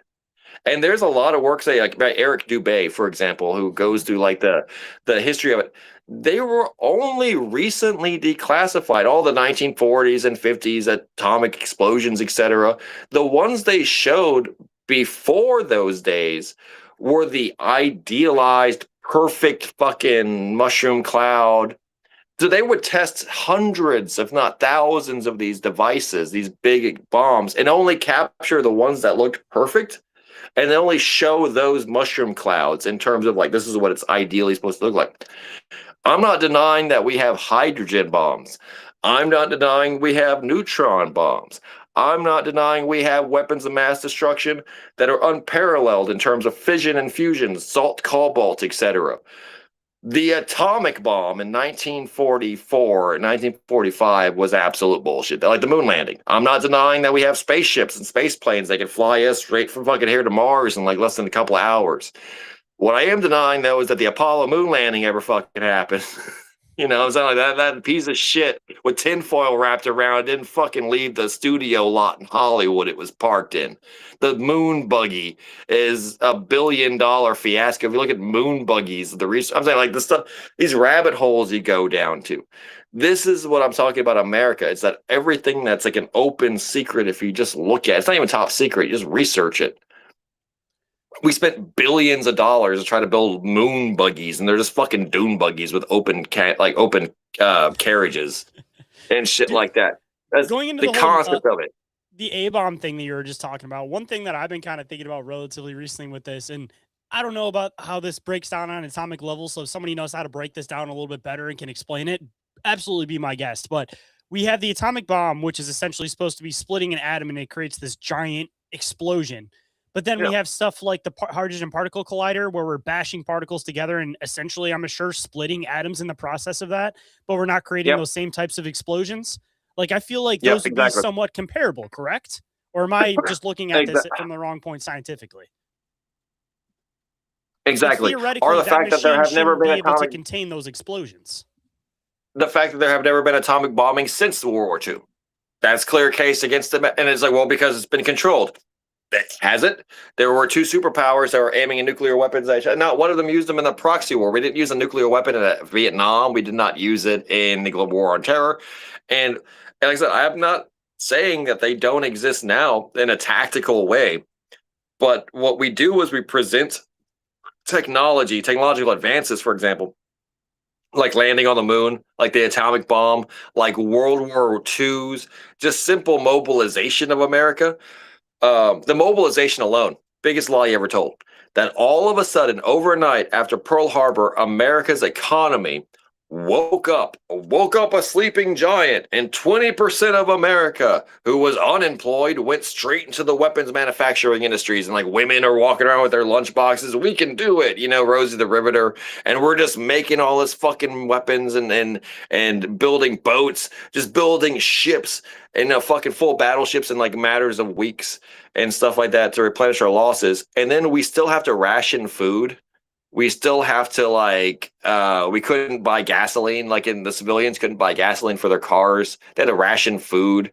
And yet they're building and doing all this like intentional construction to help, and that it raises America from the Great Depression. We saved our economy and became the greatest economic superpower in the world. And this is the lie, like that we couldn't just do that before with peaceful shit. We couldn't just make like everyone a car. We couldn't make just like, I don't know, like that way John Deere tractors. We couldn't just like make people refrigerators and give them out for free. Like we couldn't do things that were good for mankind. It took Pearl Harbor, and then the government was like, okay, guys, no more Great Depression. Everybody get to fucking work. And okay, everyone's got to hire people. Everyone, the lie behind it is that this is like good and this is organic. And this was like America waking up and getting its shit together. But instead of just the admittance that our economy is completely gatekept, that we're intentionally kept poor, that the people are intentionally deprived of resources, while America wants for nothing.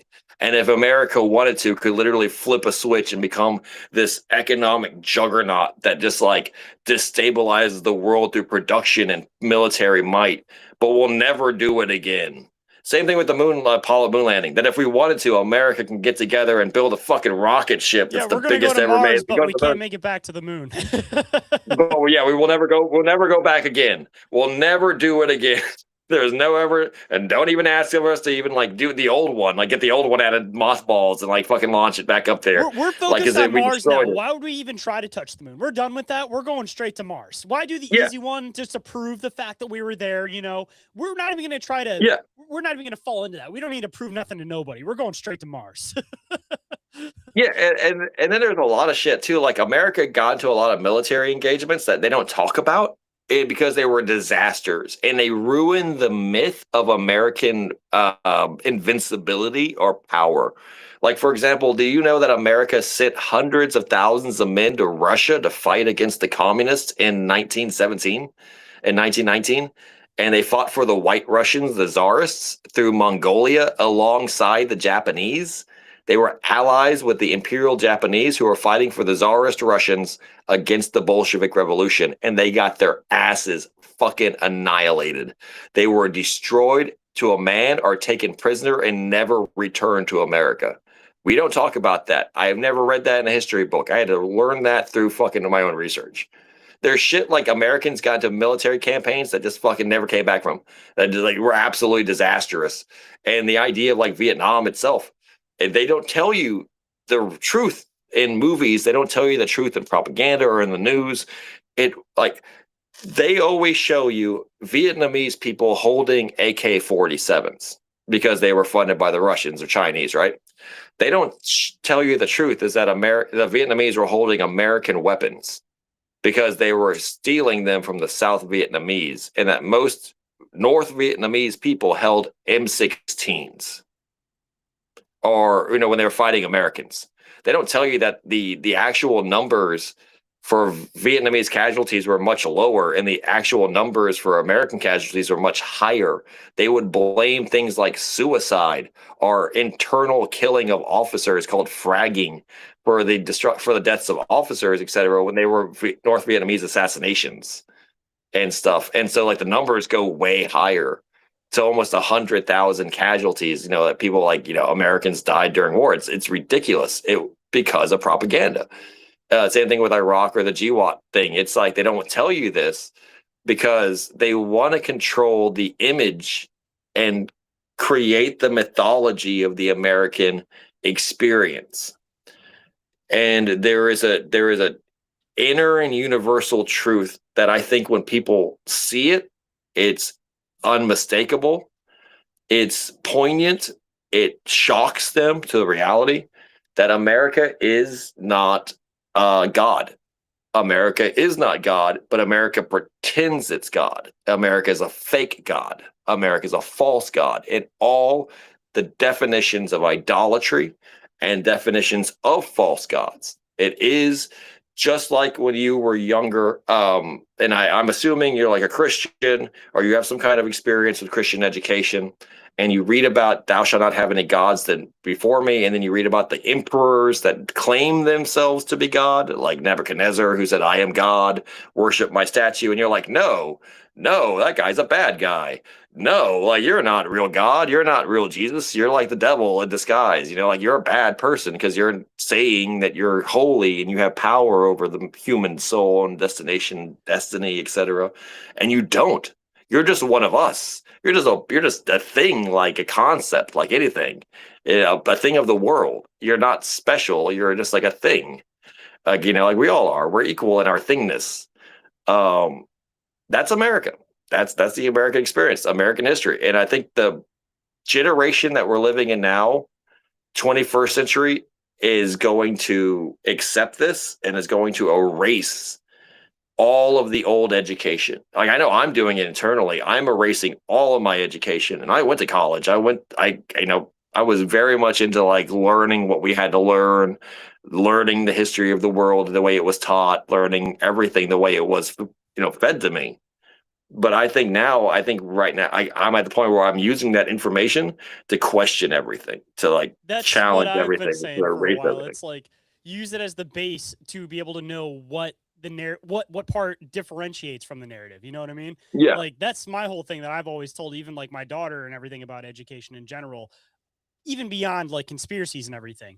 Like what they teach you in school is basically like a very basic base so that you can actually figure out what parts of the narrative are messed up. So it's like you still have to pay attention to the narrative to know what they're trying to spew at other people, Yeah. but that's at least how you know your groundwork and how to break somebody out of that, is because if you don't know the base groundwork, then how can you throw those little specks of doubt in their mind to say, all right, well, here's the thing that actually makes sense, but you're still going to believe this?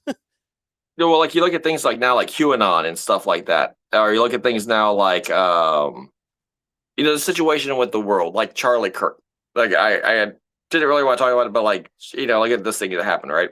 And like, I don't know what you believe or what you all come to opinions about it and stuff like that. But you look at the wife. You look at his wife. That's very suspicious behavior, isn't it? I don't think that's fooling anybody. I don't think no matter how much they push that, I think it's hurting the agenda. And I think this is like all part of it. People instinctively are starting to see how creepy, how fake, just how fucking forced everything is. No amount of celebrities, no amount of fireworks, no amount of hugging the president and everyone like pretending that it's like this thing is gonna work. And I know the masses, it still works on millions of people, etc. But I think it's like at a time now where, if not millions more, see the truth. I think now I don't think anyone's gonna buy the bullshit anymore. I think everyone's very, very, like I said, the word woke started with the best of intentions and got so fucking villainized because of the people who use it. Because woke Yeah, used they got to be hijacked. like, oh, I'm woke. I like no conspiracies. And then that flipped like real Yeah. quick. That was like almost overnight. You can't even use that one. That's exactly what I'm saying. Like that's what I'm saying. Like the idea of like, well, people are internal. Like the real definition of what the word woke is now. People are like boondocks woke. People are like, liberating themselves, freeing themselves from mental slavery. People are starting to question agendas, just like boondocks. But just like for Black culture, people are starting to accept like that kind of honesty. Like if you watch like Boondocks, you know what I'm talking about, Boondocks, right? Yeah, of course. Well, I mean, most people, you'd be surprised. Most people don't know. It came out in 2005. It came out in 2005, and then they brought it back. Like, I think as late as 2013, 2016, they did some new episodes, but like it's still over 10 years old. Dude, and so I never know. part Like about if people, that show was the fact that everybody just saw it as like a ghetto comedy. But the whole intention of the writer was to basically show how ridiculous the culture had become. So it's a really messed up thing that what he wrote it for to show against was exactly what people fell into, because it's like everybody loved how ghetto the show was, but that was never what he was trying to show with the show. Like he was trying to show how ridiculous that's what it is. The ridiculousness of it, right? Like, so, like, you're intelligent enough to know that, like that from that level. When you watch Boondocks, you're like, I get it. He's calling them out for their bullshit. He's one of them. He's like, hey, what the fuck are we doing? Everyone look around. This is fucking stupid. We all have an agenda. Like in their agenda is very simple: reparations, freedom. The idea. Remember, like the guy being like Dewey being like, 9/11 was caused by the government, and he drops the mic, etc. Like the idea, like that being woke. That was woke. Wow, you're woke. You know, you got like the dreads on, and like yeah, you're like we're woke. Well, you're like you got to tell truth to power. You're not asleep anymore, going through the motions. That was 9/11 woke. I think America now is at that ideal point. That ideal point of like we are all fighting for the truth, fighting for our soul, fighting for some kind of goodness. We may all just be at that point now where we're like, waking up. It's not like we're woke, because woke is kind of like that. It was hijacked, etc. But I think now the majority of people, you go to people now, they're awake. They're able to see that they've been living a lie, that people have been lying to them in high places, etc. That they don't even trust the YouTubers that are pushed in front of them. I went to a wedding the other day, and I had a person question whether or not a certain YouTuber was like on the level or not, like, legit. And I was like, no, that person. It's just weird because I was like, to hear a question by somebody being like, hey, do you think this person's like, or is are fucking with us type thing? And I was all like, I think that's a good place to be. I have a lot of confidence. I have a lot of optimism. I think people are going to go into the 2020s, into the 2030s, and kind of, cast off these shackles a little bit, start being able to kind of assert themselves a lot more. Especially, like you said, the new generation is waking up. As new generation is raised in places where this isn't even like taboo. This isn't even weird. Like I was raised in the 90s, where it was like if you listen to like the X-Files, if you like that kind of stuff, you were a different kind of nerd, and you weren't really like that wasn't the place. Like the place wasn't like in mainstream society for that discussion. That was late night television type shit. Like you had to wait till after midnight to talk about these things. Like just at a decency for everyone else. Like after midnight, then you can talk about UFOs and fucking chupacabras and stuff like that. But like now, I think that the majority of people are really, really, really digging it.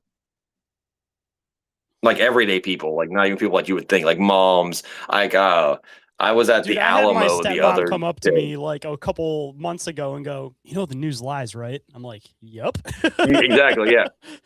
I was at the Alamo the other day in October, and we were walking just past this group of people, and I overheard a mother talking to her little child, like a 3 or 4-year-old daughter, and she was talking about Adolf Hitler and how she was putting it though in a way that was like, some people say, he didn't do good things with his power, but it is kind of like that. There's a but there, and I was all like this is a brave new world we're walking into, and it's because of that they've agitated, exploited the trust of people so much that people are starting to question everything. And it's like you said, I don't necessarily like Adolf Hitler or anything like that, but I think it's funny that you overheard a woman talking to her daughter positively about Adolf Hitler at the Alamo in 2025. Like that's the world we really do live in, where people are like willing to question everything. They're like willing to be like, like I'm not accepting the mainstream narrative. You just got to hope that splits in a positive way, because that split seems to go two ways. It's either one, what we were talking about way earlier in the show, to bring it back around, that you get to a point where you absolutely trust no one, and that's part of the psyop, or you get to the point where you see straight even past that bullshit, and you actually start to actually connect with the people around you again and realize that not everybody's your enemy. But I almost kind of feel like, as crazy as it sounds, like letting people become more aware might also be part of the plan, because at a certain point, I almost kind of think they had the intention of the people that are awake are going to be awake. The people that aren't. And at a certain point, they're going to want to separate the two. The ones that are awake, you guys can run off and go do your own thing. The people that want to sit down and be sheep, yeah, we'll keep them over here. No problem at all. Sit down and go back to sleep, everybody. I think that's actually world history. I think that's always been the case. I don't think there's anything different between our time and any moment there's only one eternal moment. There's only one eternal human heart. There's only one eternal human heart, and two eyes, one mind, then two ears, one mouth type thing. Like, it's all the same. It's like in the year 2000 BC, or the year 2000 AD, it's the same. There's only one eternal moment. I think Philip K. Dick talked about that, the phenomenology of being like, when you actually read the Bible or study any kind of religious teachings, like anything like that, you start seeing that time is an illusion. Human nature is like, the people during the Jesus day were exactly like us. They were exactly like us. They wanted to know what the truth was. They were being lied to by their government. They had cults and temples and fake gods, etc. That they had. People were worshiping. People were doing crazy shit in their name, etc. And everyone just wanted to know the truth. And that's, we had a man named Jesus Christ come and liberate us and give us salvation, etc. And then, same thing with Buddha. During Buddha's day, people wanted to know the truth. People were unhappy. People were questioning, etc. And people come up and times change. And I don't think it's the end of time. It's not the end of days. It's just this, every day is a brand new day. In that sense, every year is a brand new year. Every person's a brand new person. It's like, so what is the alchemy behind all of it? What is the ultimate purpose behind all of it? I think it's individual illumination. I think it's individual enlightenment. I think everyone lives their life, and the mark of a man's life is how close they came to the truth, internally, externally, and that's it. It's like how close did you come to the truth? Like we're bocce balls, or like we're curling stones. It's just, there's a mark, and it's like your life is that trajectory, and it's how close. Like we're arrows fired to the bullseye. How close did you hit the truth? There's only one truth. There's only that one bullseye, and the more the arrows are going towards it. I think whoever's firing the arrows is getting more accurate. I think it's the zeroing in. And at that point, we can all move up to the next level and break away into the fourth dimension or something, maybe that's like the end goal for all of this stuff, is it talks about this essentially getting to a point of living the perfect life. And then once everybody's able to live the perfect life, something happens, like maybe we elevate to another dimension, like something, man. Like there is something to this, because this is something that, again, you see amongst all philosophy all throughout time.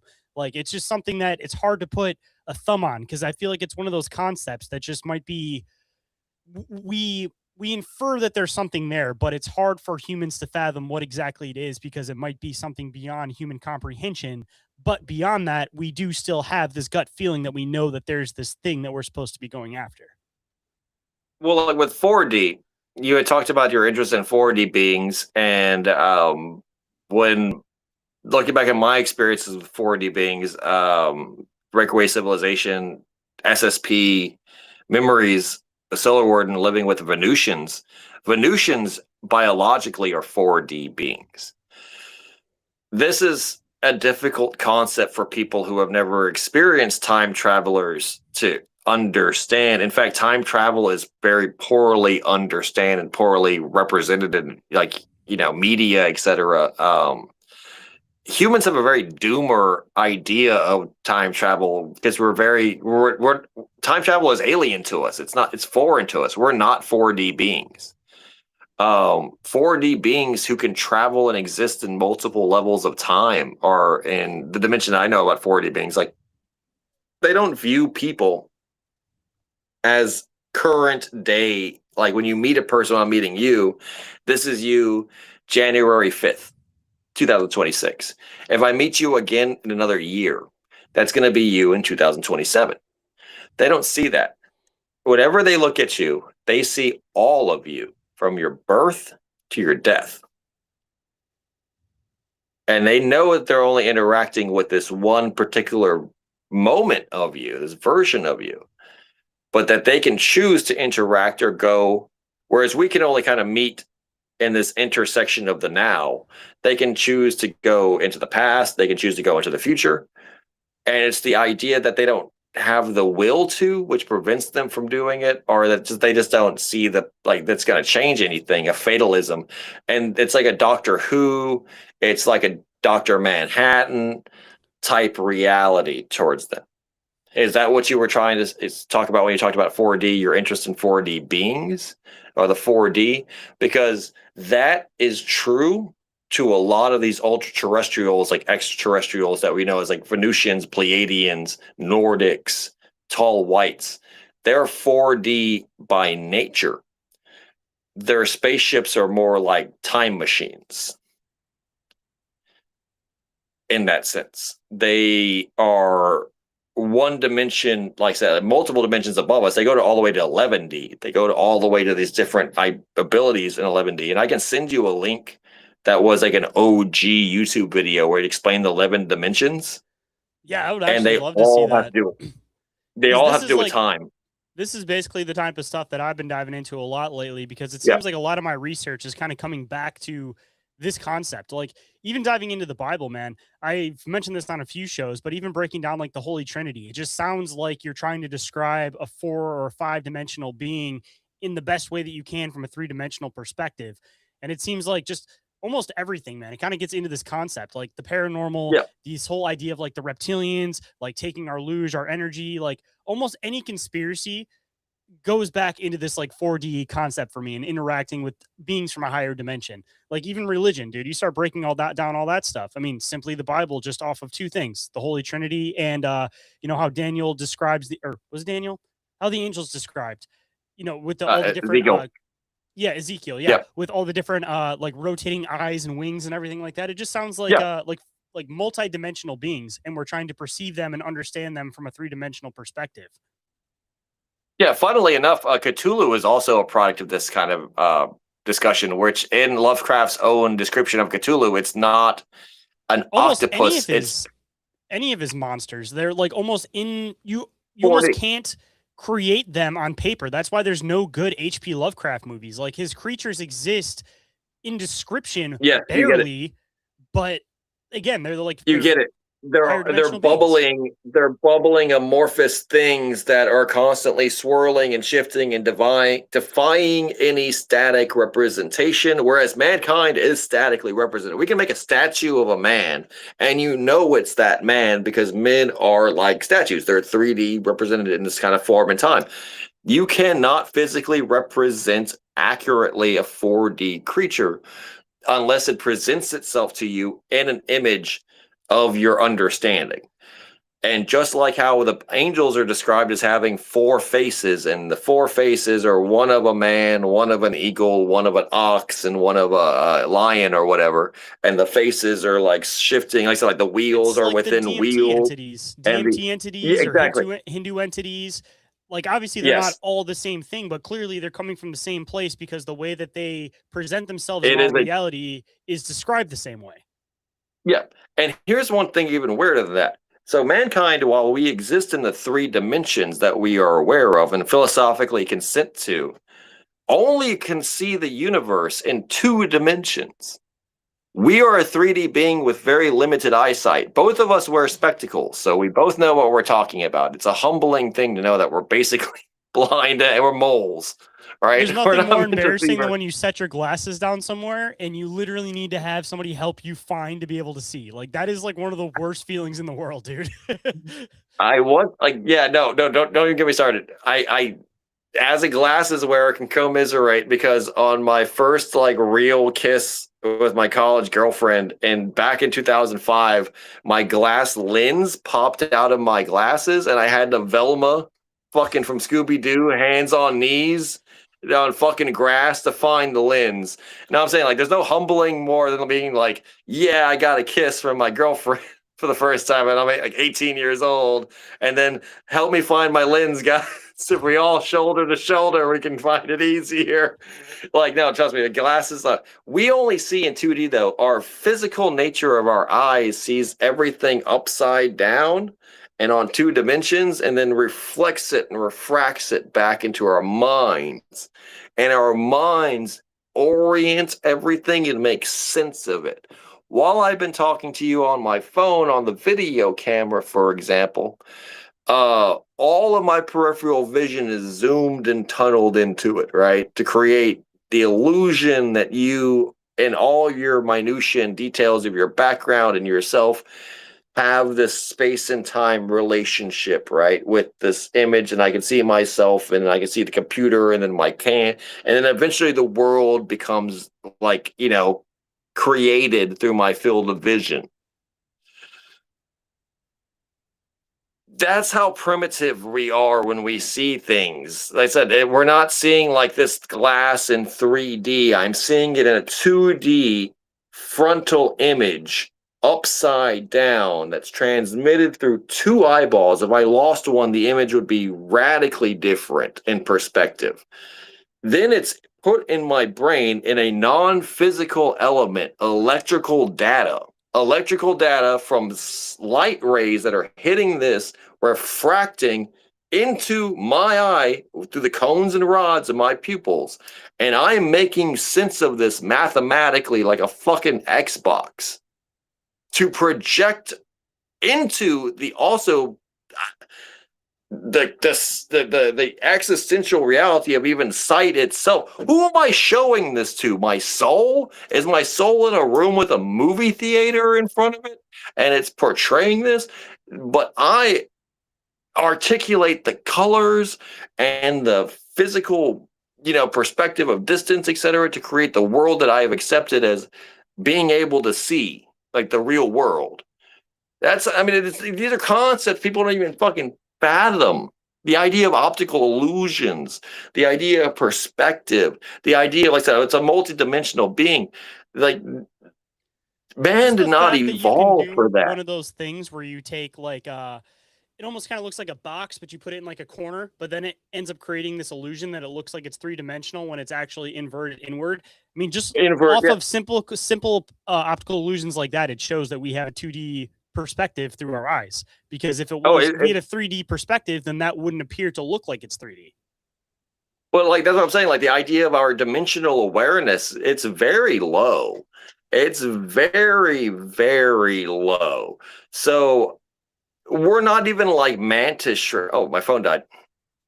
Oh, Oh no, the phone.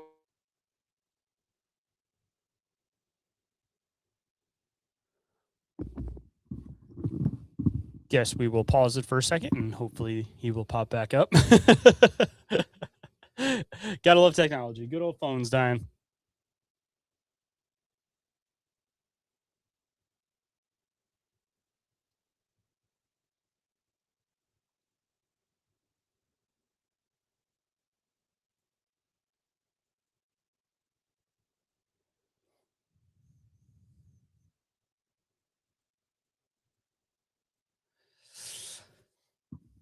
Sorry, everybody. Technical difficulties.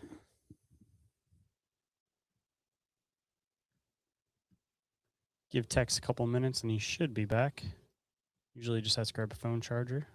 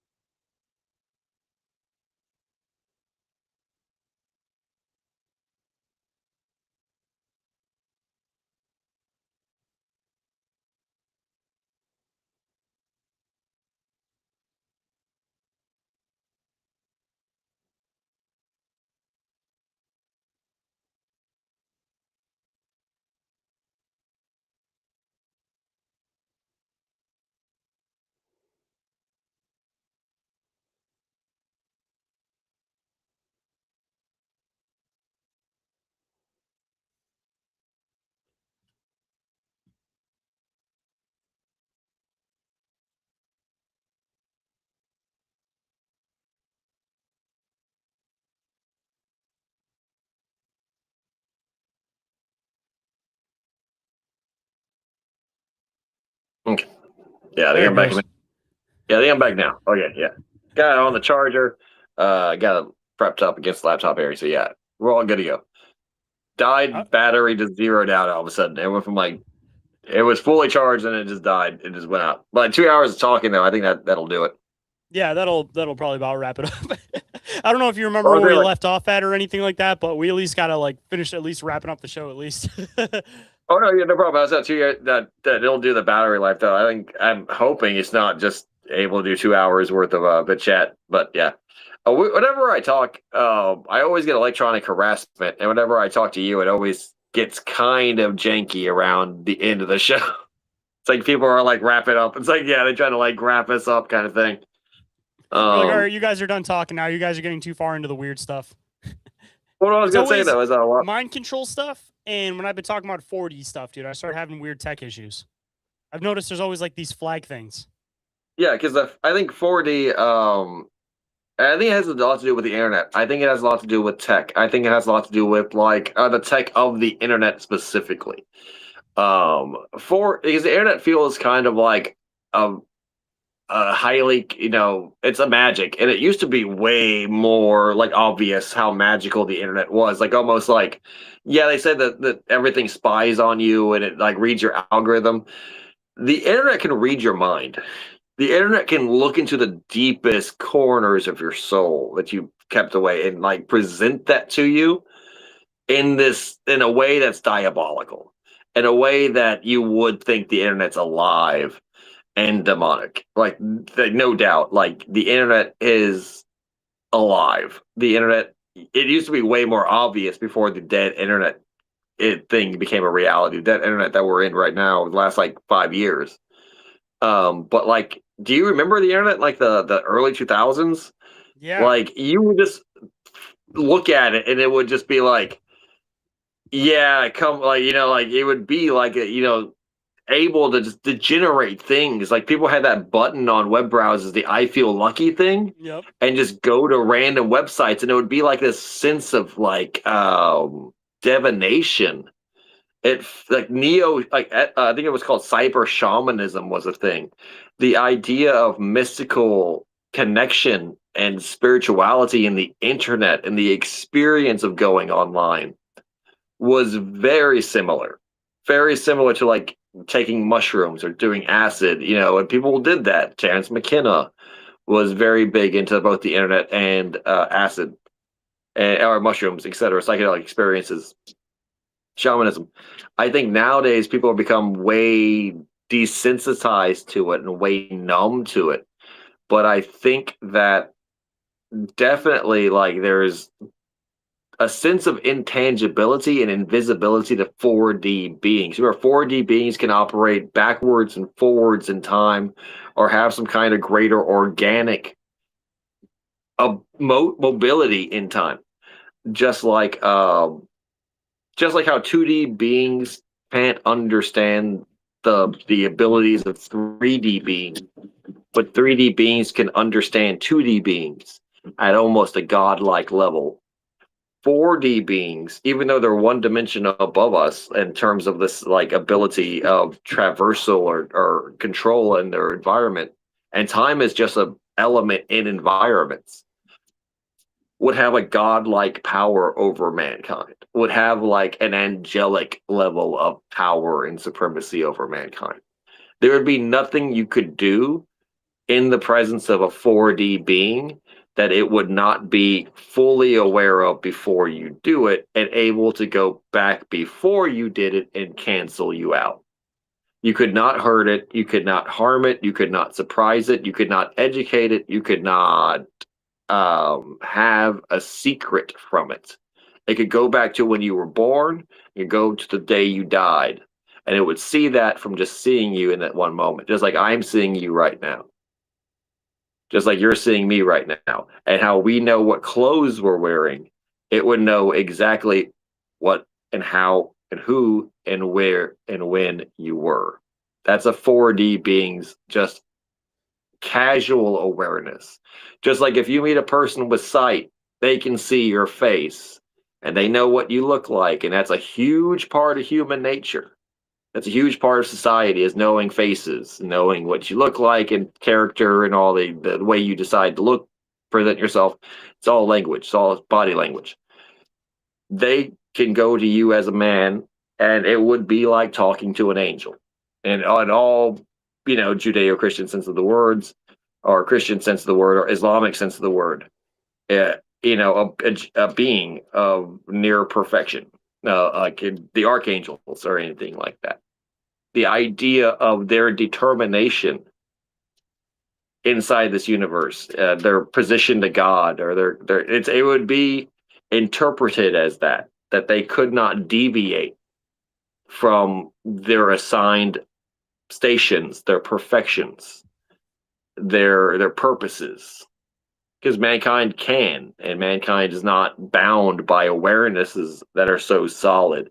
Then he goes even further, because like 4D goes up to like 11D in physics currently, and this is string theory. This is not like just woo woo new age thinking, but new age thinking has adopted the 11D. You want to like look into the rabbit hole of these dimensions, you have to go into new age circles. What has happened in popular podcasting and popular conspiracy theory and popular media, anyway, literature, popular culture, dimensions have changed definitions. The gatekeepers of culture have changed the word dimension from this purely mathematical, physical sense, this physics sense, into a pop culture representation of like a realm with different physics. And that's it. Like Rick and Morty, Stranger Things, their dimensions are not true dimensions. No, I I don't think know that the what the next fuck that is. dimension up would instantly be unfathomable. Like, prime example of this, Yeah. talking about how dynamics of things don't work. The Philadelphia experiment, I think, is one of like the prime examples of 3D beings going into a 4D reality. Within that 4D reality, this gets into the whole idea of even like how the tesseract works, that has this square that's rotating inside of this constant square. If there's always these things that have these amorphic shapes and they don't actually have these solid structural shapes, then you end up with stuff like what supposedly happened at the Philadelphia experiment, where when they went into this other dimension, everything was blended through each other. There wasn't anybody that was part of the ship. Everything was kind of blended through itself. But when it came back into this 3D reality, it was in between the shifts that made it so that people were stuck in between these two different objects. It's not that the laws like work differently in the way that they try to make it sound in like, science fiction, where it's like, I'm going to go into this reality and push my hand through an object. No, it's the way that reality is functioning is already unfathomable to you. You just existing in that reality, like you don't even understand what you're seeing, what you're comprehending, how any of it's functioning. Like it's not just this, oh, I'm going to step into another reality. Like they try to make it sound on sci-fi. Like if you go into another dimension, dude, more than likely, I feel like you're going to come back not being structurally sound anymore, because you're just going to be mind blown by what you saw. And I feel like the closest example you can even get to this is DMT experiences, specifically DMT experiences, but psychedelic experiences in general. But even within that little dipping your toe within the water, you have all of this prolific stuff that you learn, and you come back and you can't remember even a speck of it. You remember like 2% of what you experienced while on this DMT trip, because this other place that you're going, this higher dimension, your brain can't perceive it once it comes back. So even if you could travel to another dimension, I don't think you'd have any memory of even being there, like they make it sound like you would in sci-fi, like simply just stepping back. No, of course. You're absolutely right. That, like, say, like in the Rick and Morty dimensions, right? The portal gun, like their dimensions are just these weird realms of like gimmicks. Like there's a blender dimension, and like, or the idea of like there's a dimension where and you hear this a lot in like pop culture.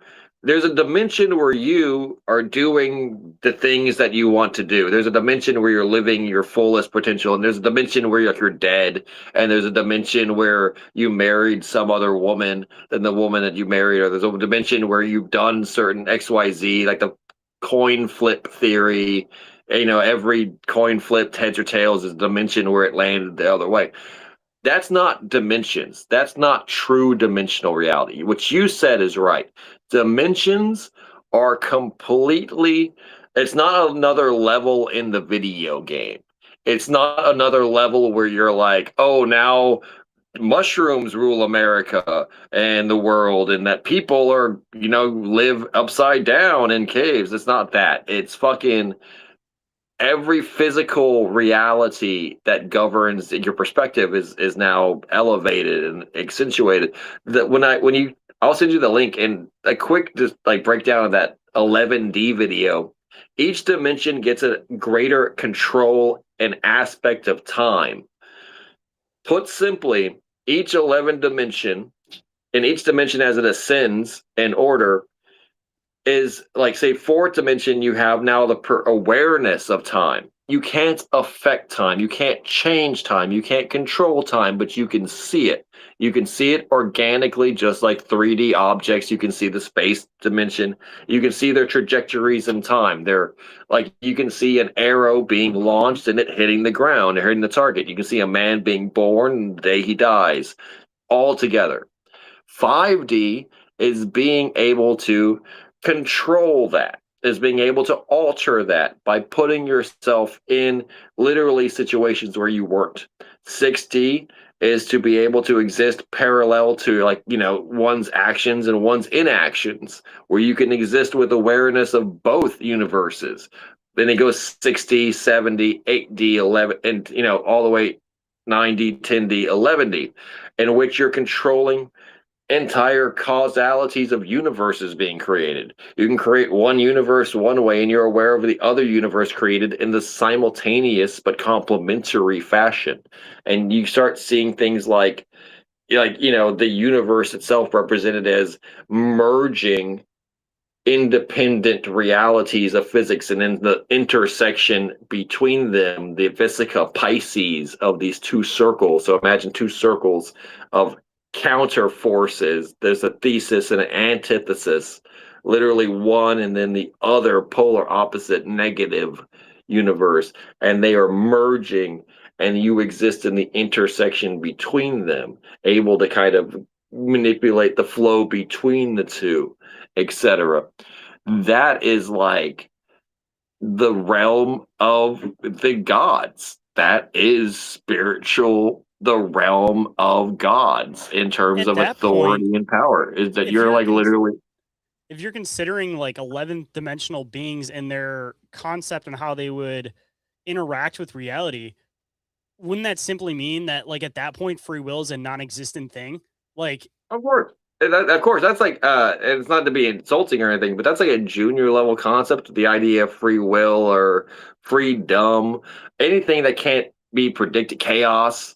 Like everything has, and I think that's like a classic. Like any intellectualization of concepts disproves the notion of unpredictability in any fashion.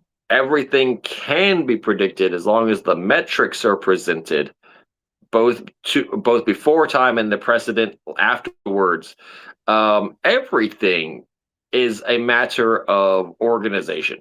Is a matter of the ability. Like, it may all be raw data. It may be all chaos, but no, it's not. It's all about the perception of this event. So any events. If I dropped this glass and broke it, if I was casual about it, it would just be a chaotic assembly of broken glass thrown to the chance of winds. But if I was a mathematical supercomputer, I could predict where each one of these shards would land.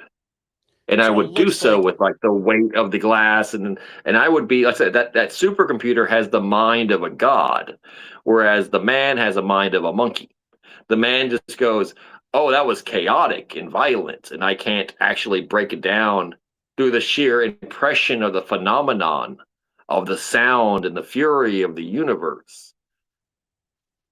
But in these higher dimensional realms, and that's not even a higher dimensional thing, and that's a 3D thing, being able to objectify and think with data and with logic, becoming an elevated type of enlightened intellectual being rather than the animal reactionary being. The higher dimensions, the phenomenology, like the fear of death, doesn't exist because life and death are but a phenomenon, and you can always go, like, it's like Slaughterhouse Five. Kurt Vonnegut wrote about this in Slaughterhouse Five. the aliens have this 4D potential. They can't affect time and they must experience it, but they don't have to endure it.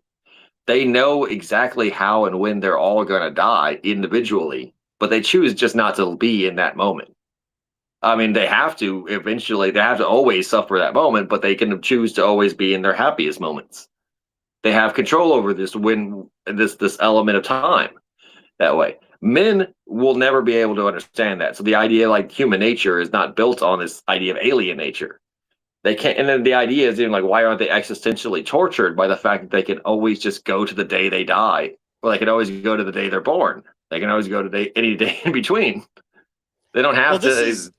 this is like a weird thing to think about though, because then you'd have to almost kind of come up with like a way to be able to entertain yourself, because you simply could just end it at any specific time. So you don't get into that like parallel loop of, or that thought loop of like the vampire that, you know, you're infinite and you're stuck within this time and you can't go on. If you could simply just go to a time and simply end it all, like clearly there's bigger purpose into what you're doing. Like I think there's a I think it was on the Orville. There's this episode, or it was either the Orville or Star Trek. I think it was the Orville. But they were talking about this group of entities essentially, that their time moves significantly faster than what our time does. So every single time this planet disappears and comes back from this black hole like warp, they instantly jump like 10,000 years into the future, or whatever the crazy number was. So they're sitting there for a while and they end up jumping through a bunch of these different loops. And eventually the society gets to a point where like they're just not there anymore and they don't understand where the hell they went. So then later on, there's this like episode where uh, it's almost kind of like a Q type thing, if you're familiar with Star Trek, Yeah, that all of a sudden like reality starts bending, starts contorting, all this type of stuff, and all of a sudden everybody on the ship starts dying and they don't understand what's happening. All these people are dying in these different ways, and then all of a sudden these beings come and they basically just say, yeah, you know, we've ascended past needing to exist as a society like you perceive. So we've gotten to the point now where we basically will do things for the thought of, for the thought of it, or for the thought experiment of it. So they basically said, you know, we have the opportunity to die, but we don't want to die. So what we've chose to do is we've altered your reality so that we could experience death through your eyes without actually experiencing it. And then you get into this whole aspect of, yeah, you know, all of this occult philosophy behind the whole idea of experience and the importance of experience, the importance of experience. You know, once you get yeah, to a yeah. point where you're beyond death, the most important thing starts becoming experience. But if you could go and experience death, that's obviously not the end all be all anymore. It's the experience of any possible simple little thing you could possibly experience. And then that There's gets into also even the higher dimensional being concept yeah. with, you know, I'm going to go live a life as an ant just for the sake of doing it as an experience. And then I'm on a weird train with this one, but, you know, is it possible? And I'm sure that a lot of people have thought about this, that, you know, all of us could potentially be these beings. And it's a matter of we are currently living within an experience that we're trying to experience because we know that we're forever infinite, but we're trying to experience something from the perspective of if we thought we're going to die, for example, you know, because the experiment doesn't work if at the end of the day, you know, you're not actually going to get hurt and die. If you want to fully live the experience, you have to have your mind wiped to be within that experience. It's like a video game. And Yeah. if a video game, if you could not die in a video game, if you could not lose in a video game, no matter what video game it is, it's not fun. And that's, you know, a matter of debate and whatever. But this is true. A game has to be difficult. It has to be challenging, not impossible, but you have to be able to die in it. You have to be able to lose for you to be able to win and to feel anything in that victory. If it's just you pick up the controller and congratulations, you win, that's not a fun game. A fun game is something that's impossible at first until you master it, and then it becomes something that's like good. You know, like you beat it, right? Like that the idea of it. It's essentially the same. Life lived, you know, in God mode, in easy mode, is not a good life. It's not a fun life. It's not a life, even if they had to die, but they were always in a lap of luxury or whatever and never had to suffer. It's not truly existing. That's why you get the examples of Buddha or Jesus who die on the cross. You know, who died suffering terribly on the cross. It's the passion play is a big point of the Jesus Christ story. The suffering the absolute agony that is experienced in death, not just dying in your sleep, and not just, you become an old man and, you die, it's surrounded by your loved ones in multiple generations. No, to die persecuted for crimes you did not commit as an innocent man in a torturous, brutalizing, body destroying way. That it's a metaphorical, it's a spiritual idea, what you're saying. What is any of this except what you said? Like, our souls are not our own, are not just our own. But I think this is not a new thing. This is what you stumbled upon is a very ancient, I guess philosophically ancient understanding of what the debate of the soul is, and what has been marred by the Abrahamic faith. Abrahamic monotheism is really, really bad. It has messed up a lot of people and has created a zealotry in the modern world that forsakes even like late romantic era, and I'm talking 1800s, 1900s philosophy, like 20th century philosophy. I forget who it was. I think it's Immanuel Kant, who created like the monad. The monad is an oversoul. The monad is just it's a philosophical intellectualization of a group soul, a combined consensus soul, a soul that makes tribes and cultures and nations and states and peoples. Men have, like, say, all men have one soul. It's a collective archetype of man, and all women have one soul, the archetype of woman. And then you get, well, this is the origins of paganism. This is about Ra, and you have Ra and Isis. Ra, the sun god. All men are the sun. All men are the solar power, the solar deity of fertility. All men are represented by Zeus, and they put in the Greek way, or Thor, or whatever, Odin. And then you get all women. All women are represented by these sacred feminine goddesses, and then they fuck, they interchange, they marry, they fight, they have all these human behaviors because they're archetypical human. They're the cloth of which humans are cut from, the examples of humanity. I mean, this could even But go into somewhat of like the biblical narrative, for example, that if you are viewing it from that perspective and you talk about this, like, you are mine from this lineage, from this lineage, from this lineage, from this lineage, you could be dealing with these 11th dimensional beings, let's just say, where there's simply a split between the two. And they're simply just doing this for the sake of, again, they have no other purpose than to try to do these two different things. They have one side that is the embodiment of the one that is trying to be the good, which is the one side of it. And then you have the other side that just, again, for the sake of the experience of it, is running the side where their whole intention and the experience that they want to get is pain and misery. Almost something like the Cenobites, for example, from like Hellraiser. So you have these dimensional beings that one side's for the good, one side's for the evil. And then they go down through these layers, like we were kind of saying, that they're almost essentially controlling every single small group personality because they are just subcategories of those two things.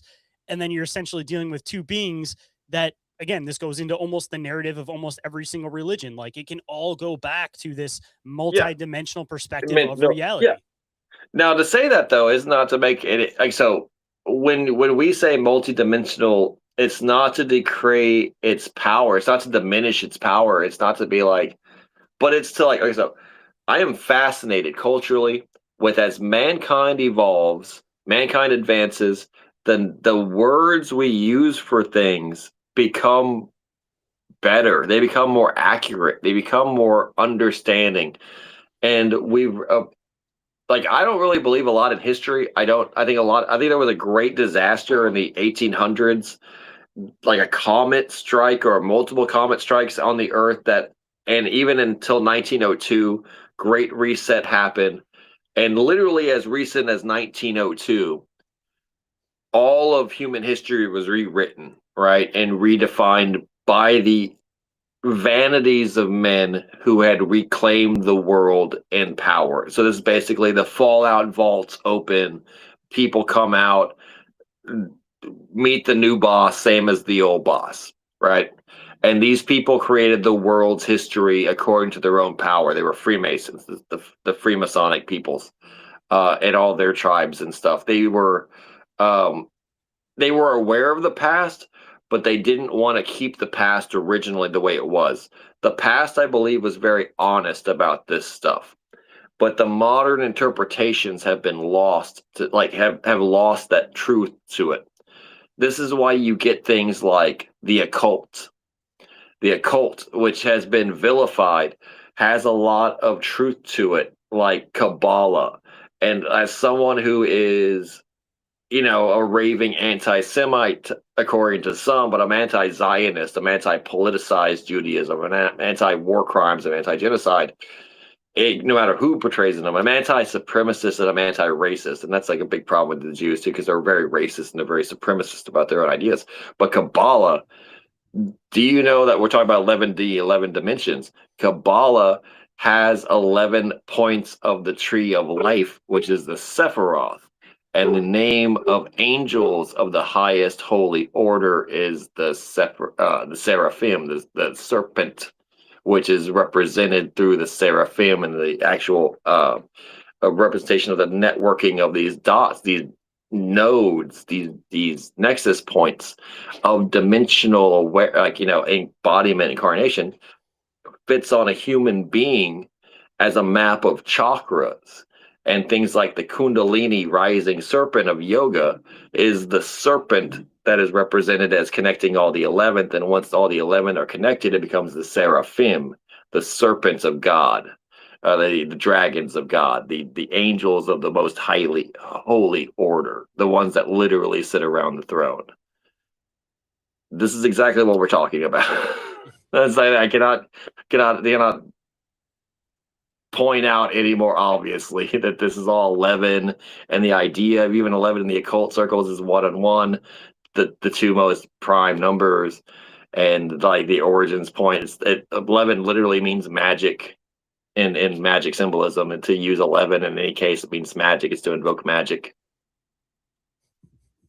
Like 33, for example, is just 11 3 times. People think 33 is really important, but it's just 11 3 times. It's 11. 11's the number that's important, not 33. It's all the This is just shit like that. This is like I could talk about this stuff all day and all night. The idea of occultism just being representations of multidimensional beings, and then the antithesis of that, like Hinduism, for example, to the West is very, niche and kitsch and stuff like that. It's very cool for people to go to India and like do meditation stuff.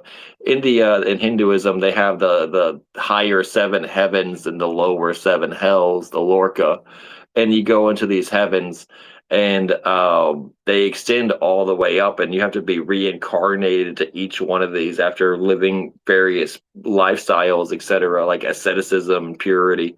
But then you also have to reincarnate individually in these cycles for millions of years. So it's like not only are you in, like, say, the baseline existence, but then when you get to the heaven above you, say you're good, you have to exist in that heaven for thousands of years. Then you have to graduate to the heaven above that heaven, and that heaven, it opens your eyes to the heaven you were previously into and seeing its faults and its traps, etc., its physical imprisonment. And then the heaven above that shows you even greater enlightenment to the heaven. You thought you were in heaven. You're now in a super heaven where you're in like the heavenly of the heaven. And then it goes, it's 7 higher than that. And hells are exactly the same, but inverse, where they become more material in ways of like, if you want fortunes and fame and power, etc., you go to these lower negative realms, hells, where you exist in these moments of like immortality almost, but like you rule as a demon prince. And like these lands are like the Naga, the reptilians, for example. The reptilians are Naga. They live within the 7 hells, and they're extremely sophisticated, civilized, and wealthy beings. They have enormous fortunes and stuff like that, gold, like treasures, etc. And that's exactly the description of dragons in the West. They hoard treasures. It's all the same. And you're like, oh, so these negative chakra beings, these negative hell beings live in subterranean realms, and they have like the opposite evil powers, whereas the higher dimensions can see all the good and connective connective orders between systems. They can see like how to excel in the anti-systems and exactly like it's it's in every single ancient occult or religious or philosophical theories is the idea of the subjectivity of reality and the spiritual up, material down. That's what it is universally for exactly. everything. And it doesn't matter exactly what culture or being. It's just like if a society exists long enough, they start realizing this. And the thing is, it's not a matter of it being top secret. It's just a matter of it being hidden in plain sight. Hidden in plain sight. Rediscovered and reinterpreted too, because I think that's one of Yeah. the biggest things is that people have figured this out multiple times throughout history. But the problem is trying to describe it in the language of that time. And then that time passes where now that language doesn't make sense to the future generations anymore. Because I'm sure that even just simply looking at it from the sake of like the Bible, even beyond the whole, interdimensional concept or multi-dimension concept, the people that were reading the Bible at the time that it was happening versus the people reading it now were interpreting it in a very, very different way. And it's the same with all of this occult stuff. That when people were at this time that they were understanding things, they were putting it in a way that they could understand it at the time. And now that we're looking at it 200, 300, maybe even farther than that years later, now the context of that makes no sense because the examples that they're trying to use within their language aren't examples that we would use within our modern language anymore. Yeah, and also, like I said, keep in mind that I think the world was completely reset in 1902. So it's like the Bible that we have now is in no way, shape, or form connected to the Bibles of the early Gnostic Christians or even the early Catholic Christians or any Christian sect like the Cathars or the Circumcillions or like anything else that existed at the time.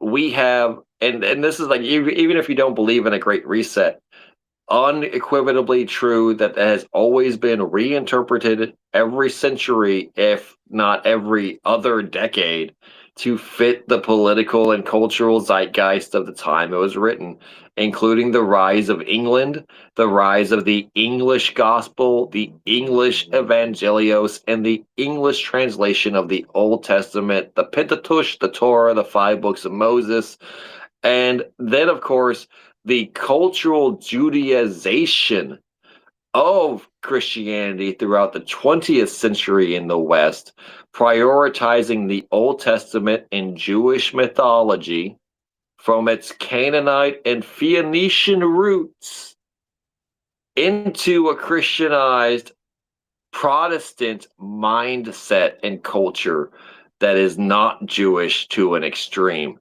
They have country boys like you and me in rural America thumping the Old Testament Deuteronomy and Leviticus and talking about how, the people of Israel this and the people of Israel that and all that. And it's 100% Zionism's politicized version of spirituality.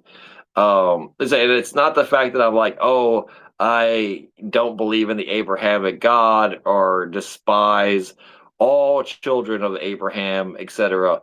But I can tell you honestly that a lot of the stuff they have prioritizing and Christianity in the Southern Baptist churches of America, because I can only speak about myself, is Jewish fairy tales. And it's 100% Zionist fairy tales, Zionist approved fairy tales. Do you know, for example, all of the Torah, which is the basis for the Old Testament, when they survived during the Roman Empire and stuff, when they had, during the Protestant revolutions, it was written in 200 BC. Ezra the rabbi canonized the unwritten book of the word, or like Lord of the Word, which was unwritten until the fall of Babylon. And then he canonized it as a loyal Babylonian rabbi to both save Babylonian history as well as to create a written, objectifiably, this is canonized Jewish history, because it was so diversified that no two Jews actually agree on what to believe was important. This is true. This is in Jewish history. a single rabbi had to say, enough is enough with the debate. I'm going to write down what is Jewish history. In 200 BC, Rome existed at this point. This has nothing to do with ancient history.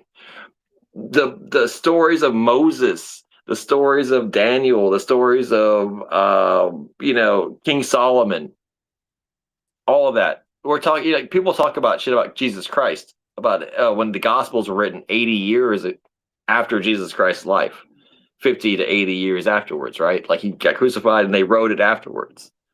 But they wrote it well afterwards, like generations afterwards. Imagine 3,000 years. Imagine 2,000 years that they're writing all this history in. You know what I'm saying? Like, this is the idea. Like, why do you think that Christians are so hammered with stories like Noah's Ark, or the fall of Babel, or Adam and Eve, or King David killing Goliath, or these stories? And to be honest, I've gone to Sunday school. I went hard Christian 2010s, and I was like fundamentalist Christian, Protestant, super soldier kind of guy. And I remember looking around being like, they're not talking about Christ. They're talking about almost 100% Jewish mysticism, Jewish mythologies, like the idea from Adam and Eve. That's Babylonian to the core. It only makes sense through a Babylonian lens. It makes no sense why anyone would speak of this in any kind of way in a similar, the serpent in the garden and the apple and the sexual, relationship between man and woman, etc. Lilith. It even includes, if you truly know about Apocrypha, Lilith was the woman that was created before Eve. That's a Babylonian Sumerian deity. That's a demon in Babylon, Sumeria. Why is this included in Jewish mysticism and the idea of Christian origins? Like, you can't be a good Christian, you can't be a truly knowledgeable Christian unless you know that. And this is true, like, unless you're actually researching all this stuff.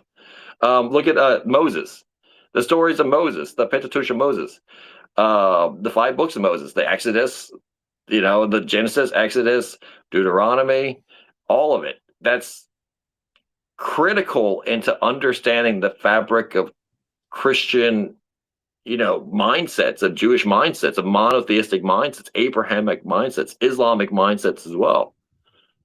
And it's all Babylonian. It's all built on systems of extreme paganism that involved human sacrifice.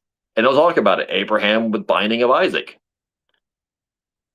These are things, and you might be like, well, they rebelled against the human sacrifice. And I don't know that it was written in 200 BC, 3,000 years after that was supposed to happen.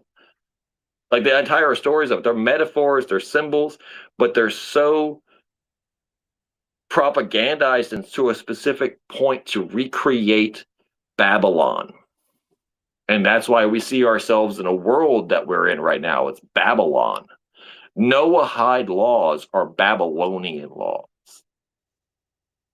The Tower of Babel is the origin of Babylon. It's pre-flood, the concept of this nation that they're recreating in us. And it's just more 2 cents. You can look at it spiritually as just the flowering and the blooming of a man's soul with whatever religion they're given. If I gave a man Hinduism, the Bhagavad Gita, he's going to flower and bloom into his religious and spiritual self. If I give a man Christianity, he's going to flower and bloom into a Christian. If I give a man Islam, he's going to flower and bloom into Islam. But the Abrahamic sources of it, the way they're hammered into people's heads, I almost wholesale will reject now all of the teachings of the Jewish Old Testament. I will, 100%. And looking at philosophically too, I think Jesus Christ did the same thing. I think he closed the book on the Old Testament. It's one of the things that's preserved in his 4 books, and it's why they want the New Testament to be marked as anti-Semitic. This is true. You can look it up. Rabbis and Jewish sponsors around the world want New Testaments to be labeled as anti-Semitic, like with warning labels and stuff. Because the Old Testament. Say you have Synagogue of Satan for sure. I know that's one that everybody regularly uses. I mean, just off of that, what they're trying to sounds like a ridiculous concept to me. Well, I mean, like, I can get to, like, that's the thing. Like, Christians think, like, well, you have to believe in Noah's Ark. and you Well, have to I mean, not believe what you're in saying, but all just of this trying stuff. to mark the New Testament as being anti-Semitic. That just sounds like a ridiculous concept to me. Oh yeah, and they'll do it too, and they say they're going to get away with it, and they're going to do it too, and like we already see pastors apologizing and trying to debate the language. Like there's just parts of like John, for example, where he's like the Jews are the enemies of all people and stuff like that. And this is true. This is like the idea, like what is the matrix that we're living in? What robs us of our ability to observe freedom and the truth and to liberate ourselves spiritually? And even in Jesus' day, it was the old temple of Solomon. It was the old temple of imposters who claimed themselves to be the chosen people of God, who were not the chosen people of God, who actually were already condemned because of their actions multiple times throughout history. The serpent worshiping, human sacrificing, Moloch worshiping, and many every case. That's it's not like historically argument. When Moses goes up to Mount Sinai to get the commandments, he comes down and they built a golden calf and they're worshiping him through hedonistic orgies, and he throws the fucking commandments at them, splitting the actual earth open, and it swallows them whole in fire. That's what happens. This is not. This is in the books of Moses, and even Jesus says you don't even follow the books of Moses. Like the Jews themselves do not obey the books of Moses. They think Moses itself is like, a kind of like gimmick. And it's because they don't believe that Moses is real. It's like the idea behind it. They don't believe the things they made Christians believe. Um, Openly debating religion is weird, especially since no one wants to talk to me about it. And it's not like I tricked you into it. Well, it's like, because I will say this because we were talking about there is what you're allowed to talk about, and even if it's questioning the truth or conspiracies or whatever, and there's stuff that you're not allowed to talk about. What you're allowed to talk about is Jewish mysticism as true, giants, like in the Old Testament giants, the Rephaim, etc., the Nephilim. You can talk about those things. Those are purely Jewish fairy tales. The Nephilim are the explanations for Greek heroes. They're not Sasquatches. They're not giant men who are 30 feet tall. They're not cannibalistic overlords who rule through terror. They are the descriptions of Greek heroes to other Jews and Semitic tribes. If you want to call them Semitic tribes, they're not. Semite, for example, comes from the word Yosemite. We have Yosemite National Park. It's the same geographical area. Semites originally come from the Yosemite area. All people originated in North America. That's another thing. I'm not going to go. But the idea of this Middle Eastern origination, right, comes from the Atlantean refugees who came from the West. And they came from the land of the setting sun. And they came across the sea, across the spine of gods, which was the Atlantic Ocean. And as the sea peoples attacked and basically colonized the Mediterranean area. This was the invasions of, and originally before that, there was the origins of like the Hyksos and the Canaanites and the Phoenicians and the Egyptians and the Goshians and like the Greeks and the Cretians. This is all the stories of where it comes from Atlantis. It's the origins of Israel, Isis, Ra, and Elohims. And it's the idea behind this pagan society that came from the West. And they came from the West and they colonized. But the idea behind it has been bastardized into like the idea of the Genesis and Noah's the Garden of Eden and Noah's flood, Tower of Babel. These are fake world histories. These have no basis in reality. And I think that there's so much, like I said, fundamentally, you have to always look at the foundation. You have to look at the foundation of all thinking if you're going to think correctly, if you're going to see the truth, if you're going to get to the right answer. It starts from the very first step. It starts from the very bedrock, the ground, like the ground floor. And what they have teaching the Old Testament, Exodus, Genesis, from page 1, Genesis 1. And to Genesis, like, what I think Genesis 6 is very famous now with L.A. Missoula's crowd and cults, etc., with the giants, the angels and mated with people, etc. All Jewish Babylonian mythology, all complete nonsense, all fairy tales. Well, a It lot of has. people look at it as the reverse. They have the whole thing with the Epic of Gilgamesh, but then they compare it um with Esau and Nimrod, and they say that that story parallels that story. But if you're viewing it from the perspective that you're saying, then that would mean that Esau paralleled the Epic of Gilgamesh, because the Epic of Gilgamesh would have been the original Babylon interpretation of the story. Yeah, well, remember, I'm not saying that these are ancient stories. I'm saying they're ancient stories, but I'm saying that we don't have ancient records for them. This was all literally like I said 200 BC. Rome was already a superpower. Rabbis who were fleeing the fallen empire of Babylon were basically like, let's write down the history of Babylon's origins in its own words. We'll compartmentalize them and we'll save them as Jewish teachings, and we'll say that they're Jewish. But in reality, they're Babylonian. They're a city-state in the desert on the Tigris and Euphrates. It's like saying any nation in any mythology, any religion, like that's like also fake. The survival of Thebes or Athens or something or whatever. Like it's. I don't want to like if you don't want to be triggered with Christianity and the fundamentals of Christianity, say like Viking paganism, for example. What if Viking paganism was just the survival of like an empire who had a religion and an empire fell, like Gallic or whatever? And that's the Gauls. The Gauls were before the Vikings. So Viking culture was Gallic religion. When Gaul fell to Rome, its priests were like, let's just go up north. We'll fucking create our own nation again and we'll use our mythology, but talk to the natives in like ways they can understand and just propagate basically the old ways, the druidic ways, in this new way called Norse mythology, which are just druids after the Romans forced them into exile. And then you look, what the Romans forced the Jews into? Exile. The Romans eventually attacked Jerusalem, purged the Jews, forced them into exile, called it Palestine, set up a temple to the Zeus in Jerusalem. This was the third temple, was the temple of Zeus that was put up there. By the way, that's exactly what they're talking about. Like that's the idea of like there's different like occultist ideas behind it, but they've been rewritten to the idea that now the Jews seek to build the third temple, etc. And it's like that was already a thing that already came and gone. It's historically a reality, but now it's a spiritual question. It's spiritual idealism. Same thing with Christianity. When I hear people talk about like, could Bigfoot be Nephilim? I think you've had a couple of guests on your podcast that talk about that. It's very popular. It's very popular. It's just not even an accusation or an insult to them. People are confused about the Bible and the language of it. Nephilim, for example. All of it can just easily be erased. That's just Jewish fairy tales. It's mythology. It's a Jewish mythology.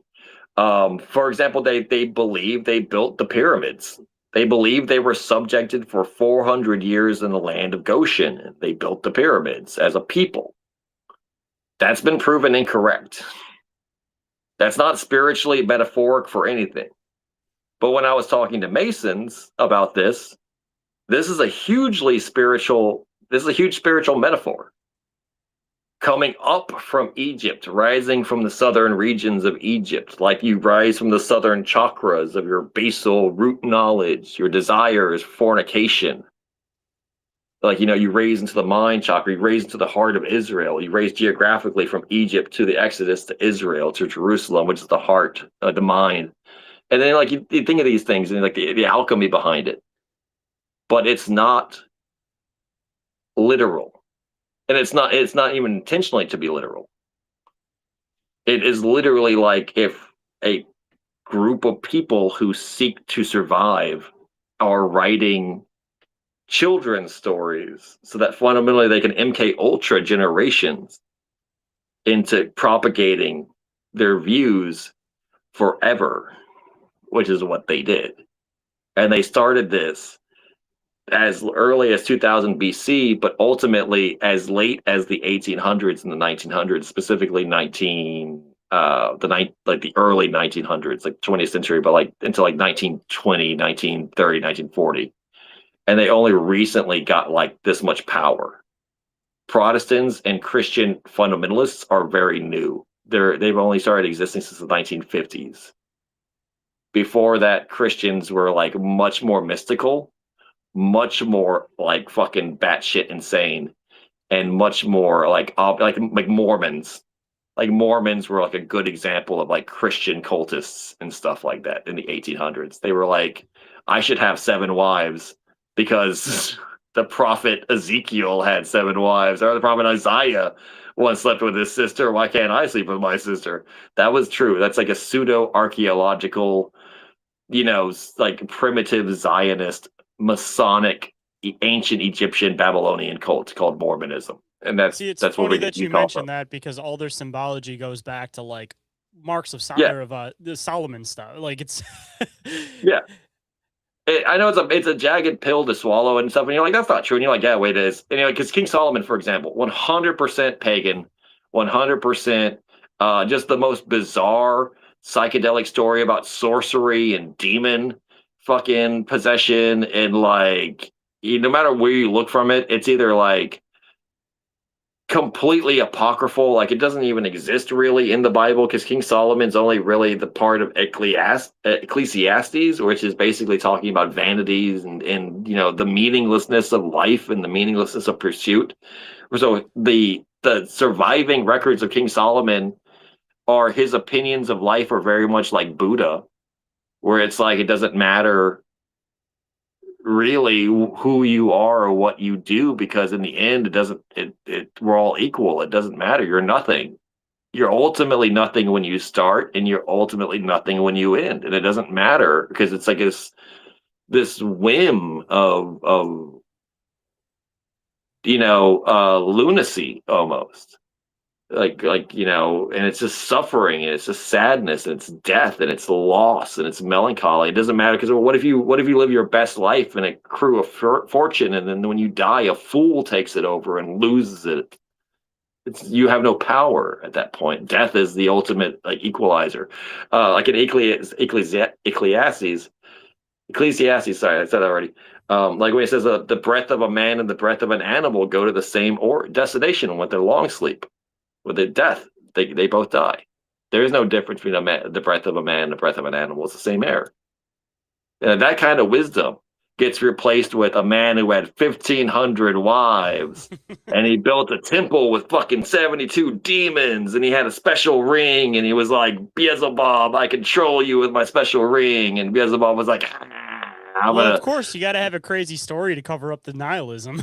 You can't just well, have that's the what I'm saying. nihilism Like, just be sitting there. instead of the actual spiritual truth of like life, of actual what a man does, what a man realizes when he wakes up, when he achieves enlightenment, and he realizes that materially, it's all fucked, it's all already cast, the dice have already been cast, and we have no free will. It's all predetermination. It's all factors like consequence and circumstance and stuff. And that no matter what pursuit, mirth or seriousness or power or kindness, it ultimately is going to be just a futile gesture at the inescapability of man's, short life and short existence. And in that, there is so much wisdom. There is actually the most wisdom in that. It's the only book of the Old Testament that I actually like, is the book of Ecclesiastes. And it's the only one I think that's actually worth reading. I'll give it up for the last 3, Micah, Nahum, and Habakkuk. I'll give it up for the last 3 of the Old Testament. Those are really badass books. I like those. But Ecclesiastes is like the definitive. If you were to read anything from this, it's this. And that's the only, and it's not unique. It's not unique at all. It's like I said, Buddhism, or it's Hinduism, or it's Zen, Taoism, or it's even monastic Christianity, if you want to look at it that way, because Christianity is not connected to the Old Testament, as I've already mentioned. So Christianity is an independent thing. Christ talks about the vanity of life, the materialism of life. The only person who saves his life is the one who doesn't want to save his life, the one who gives up his life. And if you give up your life, then you've achieved some kind of immortality as you're sacrificed. As the sacrifice is made, as you make your own sacrifice. Man, this has gotten extremely deep. And like you had mentioned, dude, I love actually getting a chance to talk about some of this stuff. So, considering that we're running about 3 hours now, I would love to come back for another round and actually be able to just straight on hit this and the four-dimensional Yeah. stuff because I feel like we've covered so many different topics in this that I want to be able to single in on this one to make it so that give you an opportunity to talk about it, like you said, because you don't get to talk about this type of stuff with too many people. And it honestly, like you were kind of inferring in, it's all connected, dude. And I feel like this is going to be, how do I describe it? I guess like the future of where a lot of this research ends up going, because I feel like this is inevitably the only place that stuff can really go when you continuously keep diving into conspiracies, spirituality, all this. This seems to be like the end all be all point. But with this day and age, we have like a new perspective on this stuff.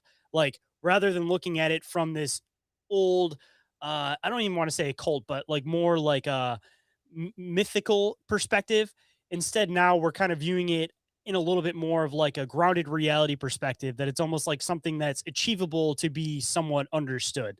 Like, Well, it, like the reason why I kind of bring up the idea of like why I don't like the Old Testament so much is because when I was an atheist, because I'm not an atheist now, I'm not an atheist now, but when I was an atheist, a big reason why people shit on the Bible and shit on Christianity and shit on religious people in general is because that is such a unrealistic story. It's it's so silly. There's an American Dad episode, and I think it's hilarious because it's the idea of like the dad trying to talk Christianity in this plebeian pop culture way to his son, and the characters are like, "Oh, Noah's Ark, or Garden of Eden," and he's all like, "Where did the classic foils? If it's all from two people, is everyone a product of incest? And Noah's Ark, how was it big enough to fit all the animals, and why did it drop the kangaroos off only in Australia, etc., etc., etc." The ideas behind the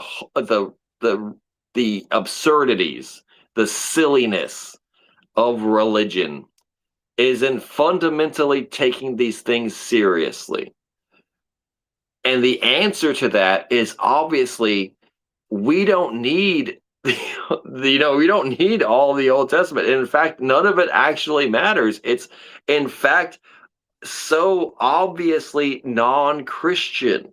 The Old Testament is so obviously non-Christian. It has very little to do with anything in the New Testament, to the point that outside of the outside of the Old Testament and the books that they actually occur in, no one in the Bible mentions Noah's Ark. No one in the Bible mentions Adam and Eve. No one in the Bible mentions Moses, except for to call out people for not worshiping Moses. And that's a fact. You can look that up. Jesus never talks about Adam and Eve. Jesus never talks about Noah's Ark. Jesus never talks about the Old Testament mythology things from Exodus. It's irrelevant and unimportant to the actual ministries of Jesus Christ. And they've somehow connected the two, these Babylonian origin myths and the ultimate arrival and teachings of our Messiah, the Lord and Savior, Jesus Christ. And they're not connected, but they have been forced to be connected by the powers that seek to confuse everybody. Which is why they're rallying. They've hijacked it, like you said. They hijacked Christianity, which is the study of Jesus Christ and his life and his teachings and his sacrifice, his salvation of mankind through this blood sacrifice, and the becoming of the logos of the universe. And that's true. But they've created this necessity, like, well, if you believe in Jesus Christ, you must also believe in the story of Adam and Eve. You must also believe in Noah's Ark. You must also believe in these absolute fantastical fairy tales that should belong in a Sinbad's 1001 Arabian Nights or whatever the hell. Like, these are that fantastical versions of like just tall tales and stuff like that. And people have spent thousands of hours trying to study the mythologies in symbolist ways. Like, there's a spiritual symbolism here. There's a spiritual code here. There's something that God is trying to teach us through these stories. And that is absolutely not the case, because the God who wrote those stories and the God that those people whose stories believed in was the serpent of Babylon. And if you don't believe me, there's verifiable archaeological proof that in the temples of Jerusalem before Jesus Christ's age, like in the kingdom of Solomon and stuff, the Jewish symbol of worship was a serpent on a cross. We know it now as the Caduceus. Mm-hmm.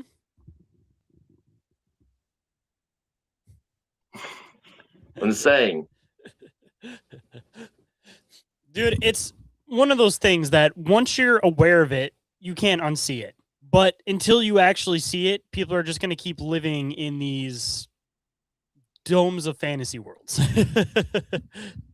well, this thing, it's like when people are like, how can I, like, I mean, I just find it, like, I mean, it took me years to realize, like, there was a gap in believing, like, Adam and Eve and the serpent story. Like, I was like, I don't believe that. I don't jive with that at all. I don't resonate with that. There's no truth in that. Like, oh, Adam and Eve, and then the serpent was like, come on, you'll be like gods. Let me tempt the woman because she's weak and sexual, like, you know, symbolism of the apple and nudity, and then, you know, and like that's a Babylonian story. And the Babylonian story of the Garden of Eden, they used to live in Babylon in cities that had gardens, like mansions. These were estates, like plantations, and these lords were the Baal of these gardens of Eden, the land of Eden, the gardens of Ed.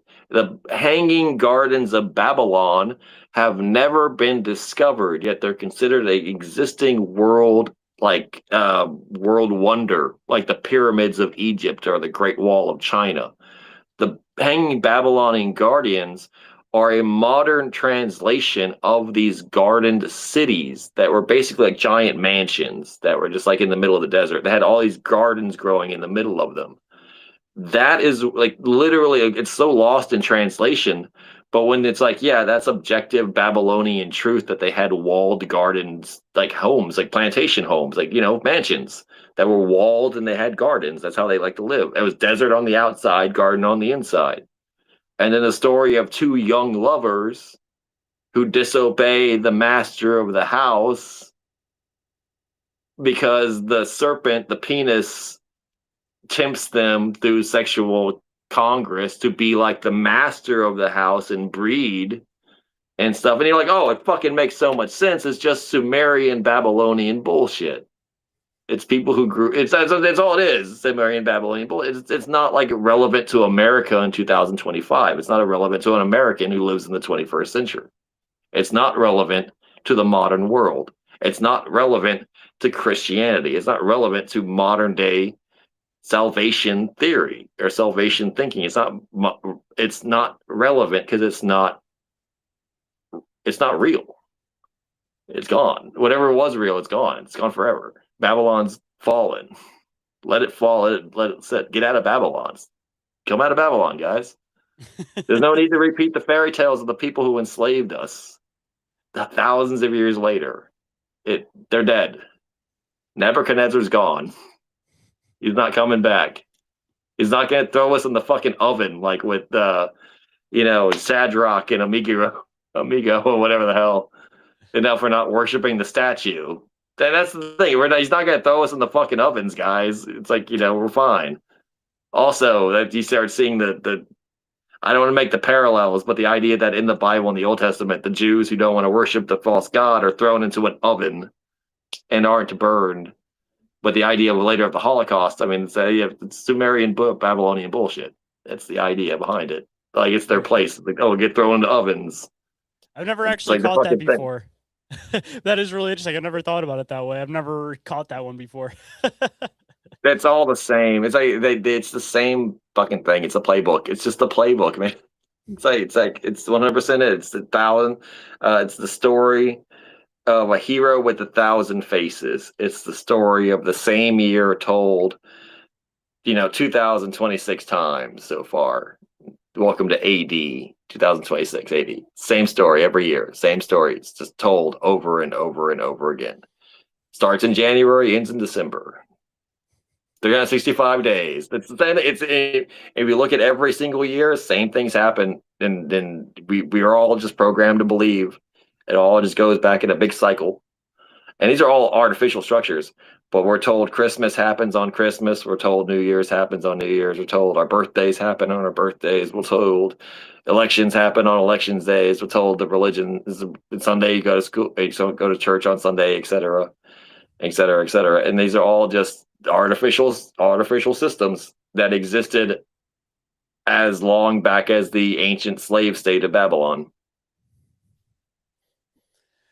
Well, man, I guess with that, I always like to end the show with some words of wisdom, and we will definitely come back for a round 2 talking about this one. But at least putting a cap on it for today, man. If there's any words of wisdom you might want to bestow on the listeners, what might it be? Knowledge is power. Truth.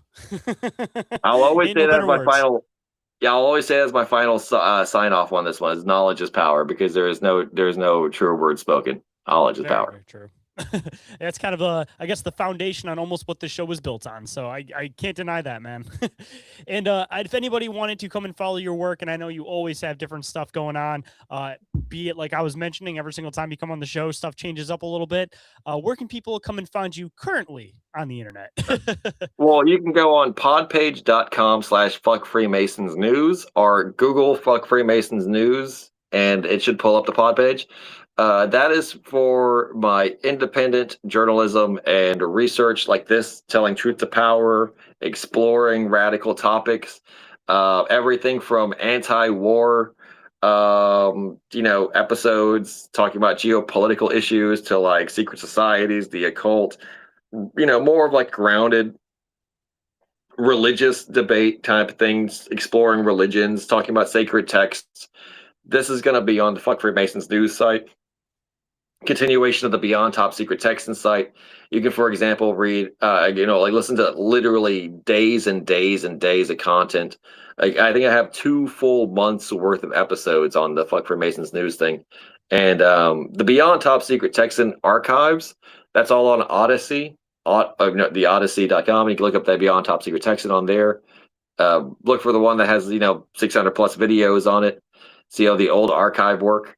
And for lighter touches, lighter fare, you can try the Advanced Cryptozoology Exploration Society, which speaks about cryptids, natural phenomenon, paranormal investigation, and relatively shallower and more fun, more optimistic, more like, we're talking about Loch Ness Monster, we're talking about Bigfoot, we're talking about Wolfman type things. We're not talking about world shattering, soul breaking type realities of the modern world and matrix that we live in. But we're more talking about why like Bigfoot's real and stuff. So yeah. Well, man, I appreciate you making the time to come on as usual. And of course, I will include all of your links down in the show description. And again, man, I'm looking forward to next time we get to chat and really dive into these 4-dimensional beings and I guess religion as a whole, man.